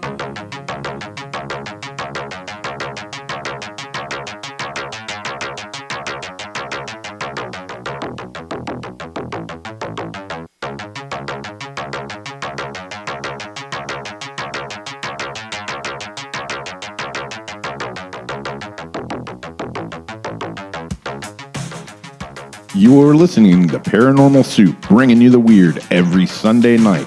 Call into the show and join the discussion. The call-in lines are 219-230-4444 or 260-225-9419 or by Skype caller ID OOJBland00 or JBland Paranormal Soup. And now to your host, Jason Bland. Well, it's open lines now, guys. Just a little bit shorter of a show. We're probably going to be on for about just a half hour. If you want to call in, discuss tonight a little bit about our guest tonight we had, Hakim Isler, about the Psi Games, or if you want to talk about the Skynet being built right in front of our eyes right now. Nobody's paying attention. But yeah, they're trying to build Skynet. I'm not joking. I'm serious. That is what they're trying to do. Literally give AI autonomous control over spying on us, on our drones, and weapons of mass destruction we have. Does that sound like a good idea to you? Call in. Let's discuss amongst ourselves. Or anything else you want to talk about tonight. Let's go ahead and get into it before we have to leave. Like I said, I have to be up early. I apologize. I got a son. Poor kid's got to have a tooth pulled. Ugh, sucks. So I am going to do a shorter show, but I do want to hear from you guys tonight. Phone lines are now open. Call in. Join the discussion. Let's go ahead and get right back into it.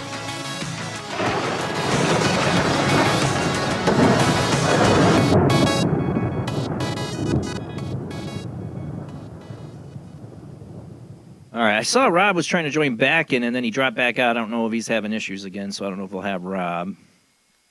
But Hakim was really cool. Like I said, he's a man after my own heart. I really love what he's doing. I've wanted that done since I was a kid. Like, we need to just develop this ability. We can all be Jedi.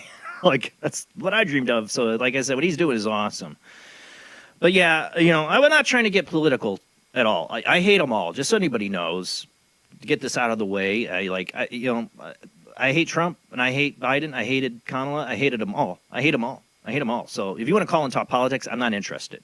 What I'm interested in is the power players in this, the elites, the technocrats like Sam Altman and Peter Thiel. If you take his name and rearrange the letters, says the reptile. It's a bit interesting. Yeah. The elites, the real, like, everybody that's in power that we think we elect.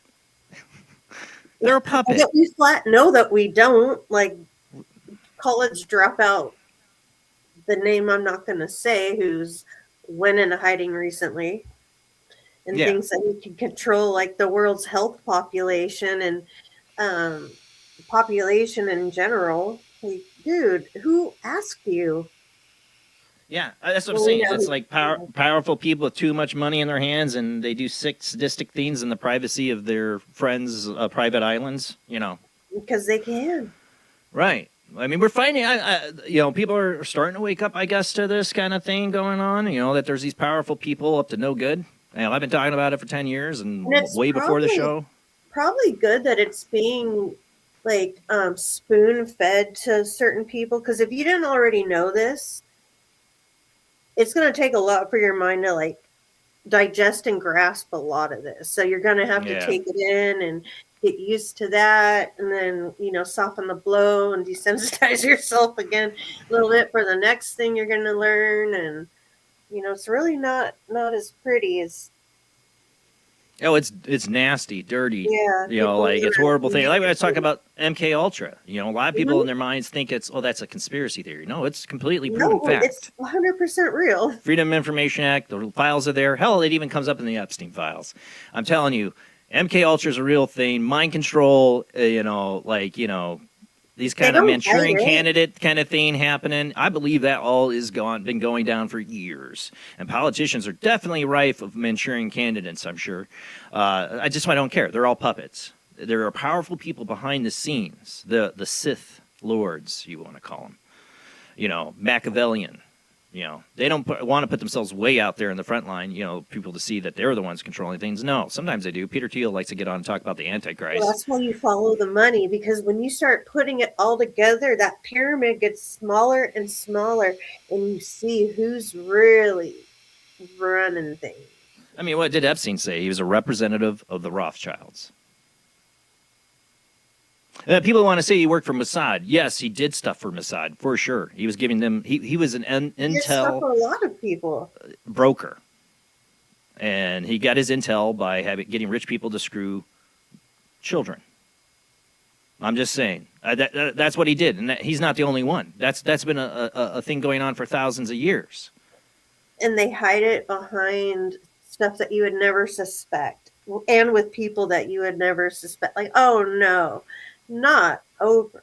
She wouldn't do something like that. Or, oh no, Disney wouldn't, be involved in something like that. You bring up Oprah. Go look up her relationship with John of God.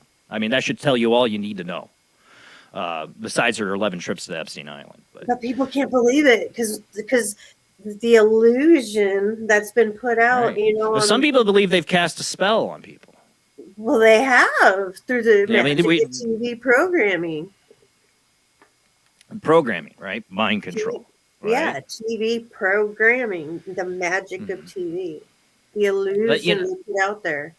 These rich elites believe in black magic. You can see it. They're into ritualistic stuff, you know, and they know about the Force, the dark side. Even like Hitler, so many of them were like actually into astrology and stuff like that too. Himmler and them was like, Wolfenstein Castle was actually a kind of a real thing where they were trying to bring back like Aryan ancient knights impregnating women with their souls. I mean, it gets deep. I mean, this stuff has gone on. Rich elite people have been screwing us over. They want to depopulate us. I believe that for sure. Once they get enough AI and robots to replace us, and right now what's happening in Iran is just them, getting rid of another country, not a part of the Rothschild banking system. I mean, that's what it is. Doesn't matter what puppet's in. They're going to get their way. They're going to do what they're going to do.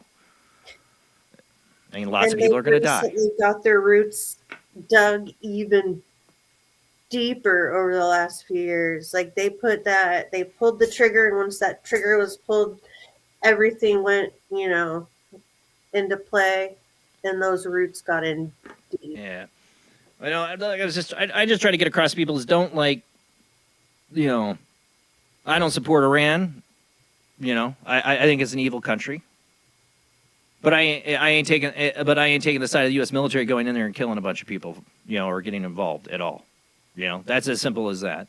As that goes for anything else, Ukraine, Russia. I don't care. I don't care. You're killing people. That's what you're doing. That's what our war machine's doing. And Raytheon, Boeing, Lockheed, they make their money, and a lot of people die. I think Rob's going to try to come back. Okay, hopefully.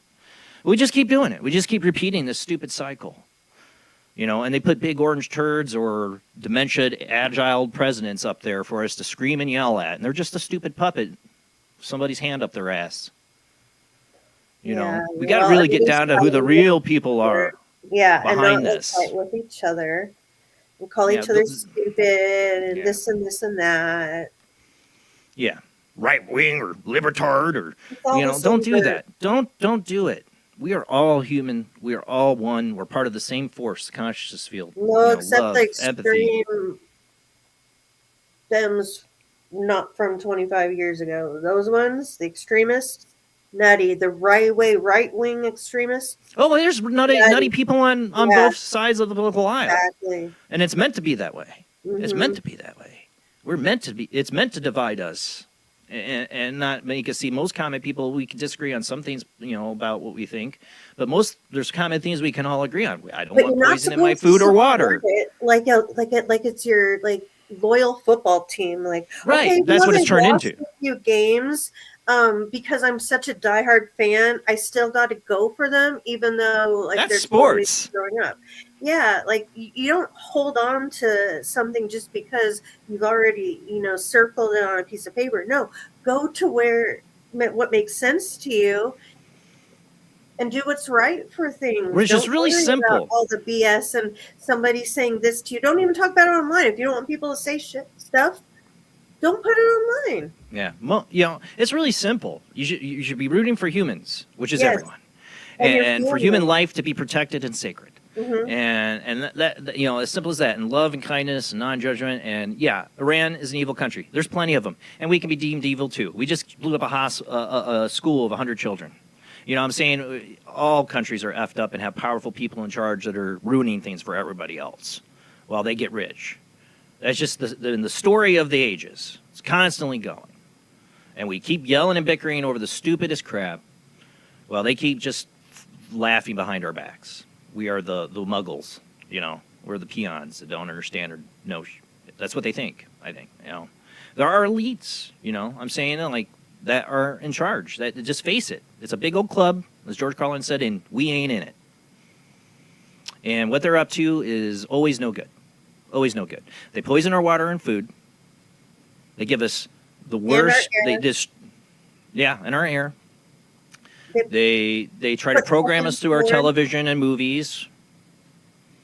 It's constant. It is a battle versus evil. It is. You can't deny it. It is when children are being killed.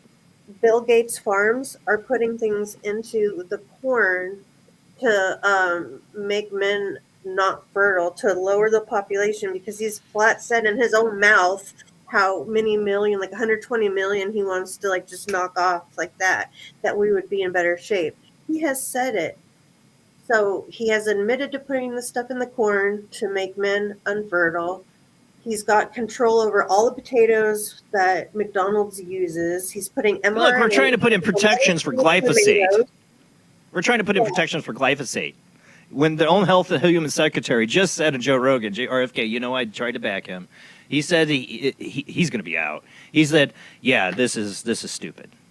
He fought against litigated against these glyphosates, and here he is, the Human Health Secretary, trying to end it, and he has the own President of the United States and the administration totally trying to protect the companies with glyphosates. It's all stupid. They are poisoning us constantly. There are people out there, they believe they are superior to us. How does that usually work out? Right? He who, I guess rules the ashes in the end. I don't know. I just hope the awakening happens where we start, really calling out the people and, forget about the puppets. I kind of feel like it's starting to happen, though, because there's a lot of craziness going on. Yeah, it is. It's great with the Epstein files. There are things that have gotten out, but of course, there's going to be, 3 million files they refuse to release. Yeah, but look how many appeals, layers of the onion. It ain't going away. No, people are going to keep going for those files. And we're never going to know the full truth no matter what. I think those last files are very bad. Happening. A lot of people are going into hiding for a reason. All right. Hopefully, I don't hear an echo. You're there, Rob? Hey. Hey. So what are your thoughts on the whole Skynet? Oh, I like the old cup. Them literally, Sam Altman basically telling, Trump administration, hey, you need to get this ultimatum out to all the AI companies to basically hand over their keys to the AI and allow it to have autonomous use. Even though they had a lot of these AI companies it's not ready for that. It's totally unpredictable. Why would you do that? Yeah. Yeah, I'm not a huge fan of that. Right, but some people obviously are. like Pete Hegseth, like they're totally rooting for it. Like, let's sit some people down and watch Terminator. I don't know. What do we got to do here? Yeah. They even what do we got to do? Why Terminator was made. I mean, Kind of for this exact reason. Anybody that's involved in government, big government, or big money conglomeration, whatever, they're going to weaponize it. Oh yeah. I think it's the whole point. Yeah. Oh, we got a phone call. Who do we got? It's straight. Hi, Jason. It's Adriana tonight. Hey, Adriana. Hey. I still take the point that I don't trust Skynet, Terminators, AI, ChatGPT, or anything else like that. Well, ChatGPT is now going to be in charge of your drones, your military drones, because Sam Holland got that contract. Yeah. I know Jimmy and Rob were doing something on Wednesday night, and they were like ChatGPT or something like that. And they said it actually sounds like a real person. Kinda, sorta. Yeah, they sound really like a person. Well, look at the GriefBot ad I played a couple weeks ago. That's a new company advertising that we can take a scan of your old fragile grandma and have her talk for a few minutes, and it's going to recreate her and feel very real. Oh, yeah, that one. Yeah, that one. Yeah. Yeah, that's scary. That is absolutely scary. Me too. It was really scary is when they do literally when they hand over the keys to AI, like in war games. Like where I got that here. I have that sound clip. I got to play that. Everybody seen war games? I don't. Do we really have to add to the demise? Or even like, you put it in charge of a ship. I'm sorry, Dave. I'm afraid I can't do that. Right? It doesn't work out. Sci-fi Stanley Kubrick tried to tell us this. Yeah.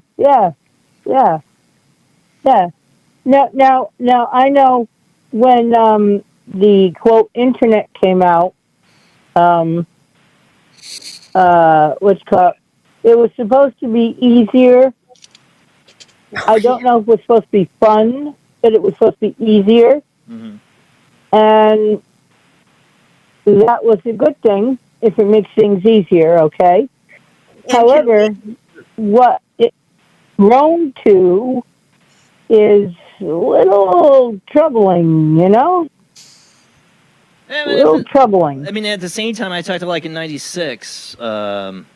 I forgot the guy's name that came up. I talked about him earlier about Black Vault, which was in '96. I had DSL internet, and here's this guy putting up all these alien files that the government didn't want you to see, and you wouldn't have got that. I wouldn't have had access to that without the internet. So it's got its good, it's got its bad, but there's plenty of bad people, sadly, in charge of the internet.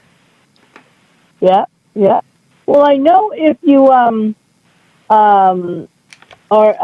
I've heard of it and haven't seen it too much, but I used to watch the NASA channel, where they have the space shuttle and things in space and stuff like that. And occasionally when there were objects that they couldn't explain, the channel goes black, Oh, are you talking about ICE? When you watch the ICE feeds? The International Space Station? Sorry. ISS, not ICE. Yeah. ISIS feed. Yeah. I have seen that. What they're talking about, all of a sudden you'll see, and Secure Team would post a lot of the videos too. But if you just sat there watching it, I would sit there watching it for hours and watching. I'm thinking, is this simulation? Are they really looking? But all of a sudden you'd see something, and the dude would put his glove up in front of it. You'd see the hand go up, or it cuts to blue, or I think it cut to blue. Anytime they did that, they're usually cutting out some sort of a UFO. But sometimes you could catch it fast enough if you screen recorded as you're watching. You might get lucky and catch a little something right behind. Yeah, we've shown it on the show. We've had They've shown several of those where they cut Yeah. off the feed. Yeah. Yeah, Is that what definitely. Yeah, I mean, they don't want. I mean, even if they can't explain it, they just, they don't want anybody else seeing it because, oh, goodness gracious, we might think a little bit, use our brains or. That they're not the most powerful. We're not, that there's something bigger than us out there that, basically shows that they're not the powerful ones in charge. That, there's aliens. That might be it. I don't know. But it also could come down to free energy and all this other stuff that people start asking questions of, if they can do that, or we have that alien technology. Why am I paying a high NIPSCO bill here in Indiana? Yeah. What I wonder about is if,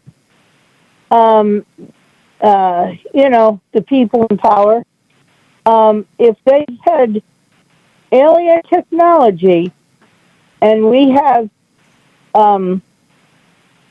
grown because of it in a lot of ways, right? Of all the advancements, are they going to come and want it to take it back? Are they going to say, "Hey, look, guys, you can't go too far"? If you believe the conspiracy theories and stuff, is that there are alien races that are working with our government and giving them that technology. The UFO lore and history of it is filled with that. Speculation or documented encounters that people have had that the aliens are working with the government.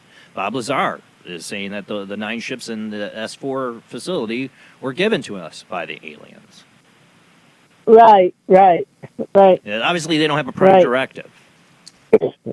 Yeah, but do you think there would be a limit that if aliens are, working with humans, that they would say, "Hey, look, we're only going to give you this much," or they're not going to give us the whole, not everything, just enough to, I guess, agree to human abductions or whatever the scenario is that played out. I have no idea.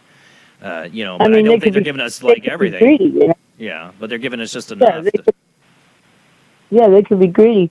I do, however, wonder when robots get so advanced, they decide that humans are weak. Yeah, well, that's the Skynet scenario. That it comes up with an equation that says, "Oh, I'll be better off if I just get rid of the humans." And they've done those scenarios with AI, and that it has come out that way.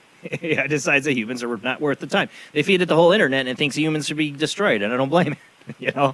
But not good. Yeah, definitely. Yeah, that like I said, I and especially with the internet now, you don't know what's AI. On like a lot of videos and things, reels or things that are put up, Yeah. So. Oh yeah, I see it all day long on Facebook and other YouTube, and I don't have TikTok. There's little tells. It gets hard sometimes, but there's little tells. But there won't be little tells eventually, Jamie. It's going to be the land of confusion. There was one they did when it was supposed to be Biden saying that they were going into martial law. Well, I knew it was AI when I watched it, but while I'm watching, I'm thinking, this is so good that if I didn't already know, I would be right now looking it up to see, did he really declare this or say that? Because it was that good of a video. Yeah, Right. More and more, we're getting closer. Imagine juries. You're like, I didn't do that. Oh yeah. Yeah. Well, but look at these people think a little kitten can sit in a little bottle cap, and like that's real. I mean, in Running Man with Arnold Schwarzenegger, and that his character is literally framed with an AI video. In a sense, I mean, they don't say AI then in the 80s when they made that movie, but he's like they show him committing these murders and doing this stuff, like even though it was just it was all created. Oh yeah, yeah. I'm saying so. Where are we heading? It's not good. Now, I was wondering if it's AI. I've seen the things where they have the actors when they were young, like say any show, and then they'll say they'll have the actor sitting there at whatever age he was on the show. Let's say Family Matters, okay, if you remember that show. And then they show them the way they are now, like if they've aged or if they've died or something, and they show them with the angel wings, and they're like sitting on a bench together or something. And so if that's AI. Oh no, people are making like whole Star Wars movies with AI right now because Disney sucks at Star Wars. So people are like, I'll do better. And they're using AI to do it. And sadly, they are doing better than Disney half the time with some of these videos. Way better than any of the movies or TV shows half the time they're doing.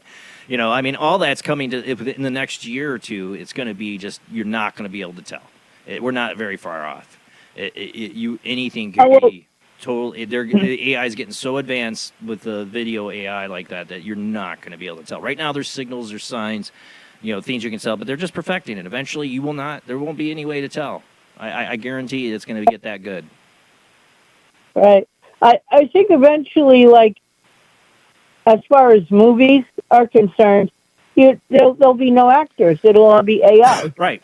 You'll just have to see the actor or actress, It's already whatever. being discussed by the Screen Actors Guild, and they know it's going to happen. They know greed will eventually push them out of a job. There's actors right now, they're selling off their digital rights. There's big contract negotiations going on with that. You know, speaking of like Star Wars and that. I do have somebody else trying to call in. I'm not going to be on much longer, so I'm going to let you go. Thank you, Zuriana, for calling in. Thank you. Thank you. Blessings to everybody, your families, your fur babies. And Jamie, I hope your kitty is doing better. Okay? Have a great night, Bye-bye. Zuriana. Bye. Bye-bye. Yeah, I'm not going to be on too much longer. Like I said, I have to do an early dentist appointment for my poor kid's got to get his tooth pulled. I saw Captain Dan trying to call in. Try to call back, Captain. It's getting that way with music, too. AI is like in music big time. Like, oh, yeah. Write a song. Boom. 10 minutes, it's done. Yeah, it's going to put a lot of these producers out, which they deservedly so, because, I mean, 40 producers to write a crap-ass song for Beyonce or something like that, you know. All right, Captain Dan. Hey, everybody. What's up? What's up, man? Before I get into AI, you and Zariana were talking about, the ISS feeds, and that triangle one that happened, I guess, a month ago or so. I mean, you might have seen it. I haven't seen that one, but eventually there's been so many of them, you just kind of start losing track. I mean, yeah. I mean, it was a really good one. I would recommend checking it out. But there you see it kind of floating across, and then it looks like it powers down and goes black, and then it comes back, again. Dan, if you run across it, looks really weird. Email me that one if you see it. Yeah, it's pretty cool. And then they cut the feed, of course. So. Yep. Yeah, but AI, I kind of agree that, maybe at some point, maybe even in Roswell, they decided it's kind of like us. We want to go autonomous and have drones. We want to have, robots to do our dirty work pretty much. And I kind of on that mindset. They want us gone and the robots to do their dirty work. Yeah. So if you have an advanced AI race, or something that would send technology here that, maybe such an advanced robot that, we can't really wrap our heads around it at the time, but then we have circuitry and we got, we get internet and we get laser, fiber optics. All that could be a leap forward. We were never meant to have this quick because of alien technology, possibly. You don't think maybe they sent a drone down to crash so they'd find? Well, that was a great. Find all this technology. What you're speculating here, I've thought about. Like, if the aliens were some like Borg or AI machine or transhumanist like machine thing, whatever, and they wanted to just slowly, make us transition over to their Borg sense. They just slowly leak the technology that leads us down the same path they went. Yeah, and they live forever, so eventually we'll get to that point. Yeah, they can play the long game, right? Yeah. They can wait it out till the humans destroy themselves and turn themselves into the Borg.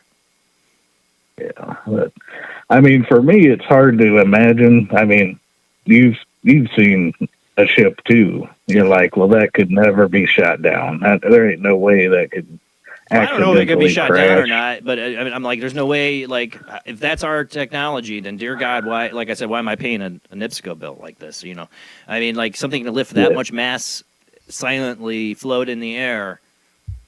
That, you know, we're talking 0 point energy. We're talking the big, you know, change the world kind of technology here. Yeah, I mean, like I see, I seen, a rise in altitude that was just. Well, you've seen one before. It's like out of your time and space. It doesn't. Yeah. Your brain can't process. It just zipping up like that. Oh yeah, But, I mean, like I said, that's I think that's one of the reasons they say they don't want to release it. It's not just because humans would freak out or religious institutions would crumble or all that other stuff, or it's demonic interdimensional, which I do believe there's an aspect of that, big time, big time. I do think it's like they live, really, honestly, but that could be the reason. But the other one is, like I said, if that technology is real, that we have it, that means 0 point energy. That means we don't need fossil fuels. We don't need nuclear power. You know, we don't need electric bills. That we could feed everybody and power everything with this technology, and it would destroy the ExxonMobil and all these other frickin' industries that There's all that rely on fossil fuel. going around right now where they're pulling it right out of the air. I hear echo. Oh, I don't have the echo. I don't hear it. I hear echo. Yep. It could be It coming might from be the. me. It might be coming from. I don't the know phone why line. I don't that's know. happening. But Dan, thank you for calling in tonight. Yeah, no problem. Thank you guys, and have a good night. You too, bud. All right. Bye. Bye. We're going to end the show there, though. Like I said, I got to be up early. Hopefully there's not any more echo. I don't know if it's coming from the line. Do you still hear echo? Not now.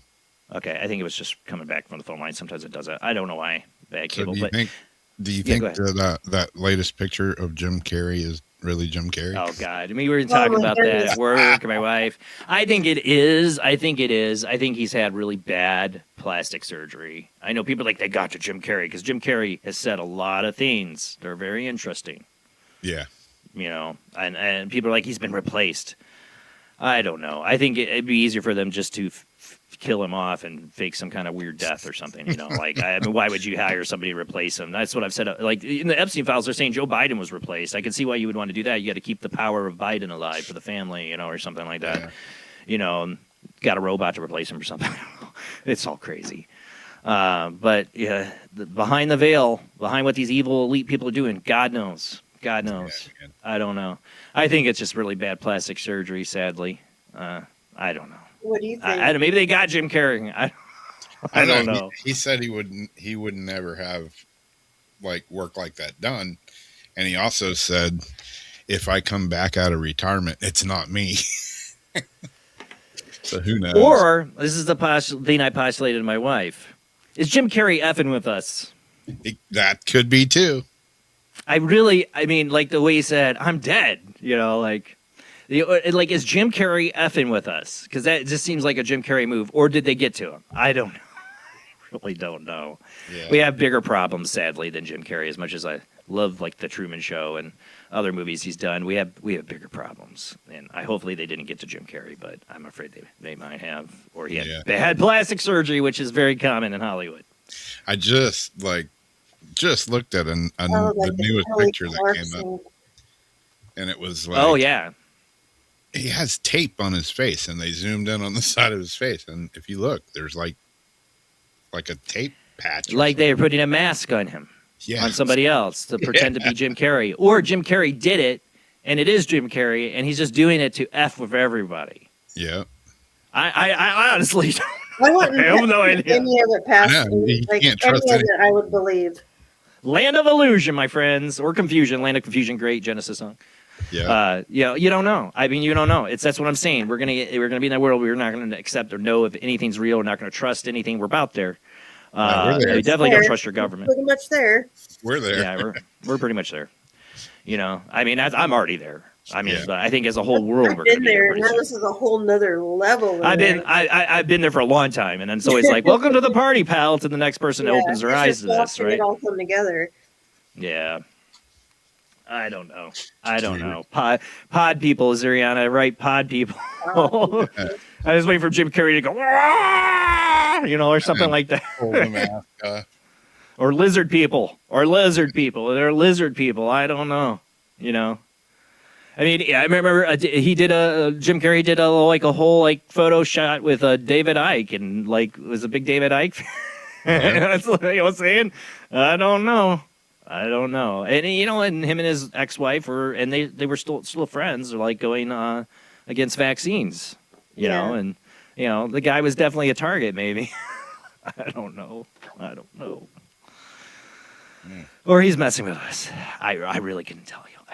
But like I said, we got bigger problems. We're at war. AI is becoming Skynet.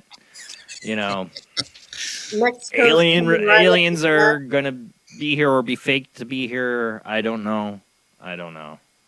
Yeah. Just remember everything's trying to program you or can manipulate you or control you. So just be aware of it and try to think for yourself. Things, totally second. Just don't trust the first thing that you hear. Just look it up and don't let yourself have emotional reaction. That's what you're trying to get out of people. And my biggest fear, and I'll say it now because I've told everybody, as I said back before 9/11 happened, is that they try to get us all behind this war because some terrorist attack happens in this country. And then we're all suddenly behind it and patriotic and all bull crap. 9/11 was bull crap. Forget until 3.5 years later, people forgot. Yeah. Oh, the weapons of mass destruction. Oh, yeah, that wasn't real. And nobody ever remembered the stuff everybody felt for the first 6 months after. Yeah.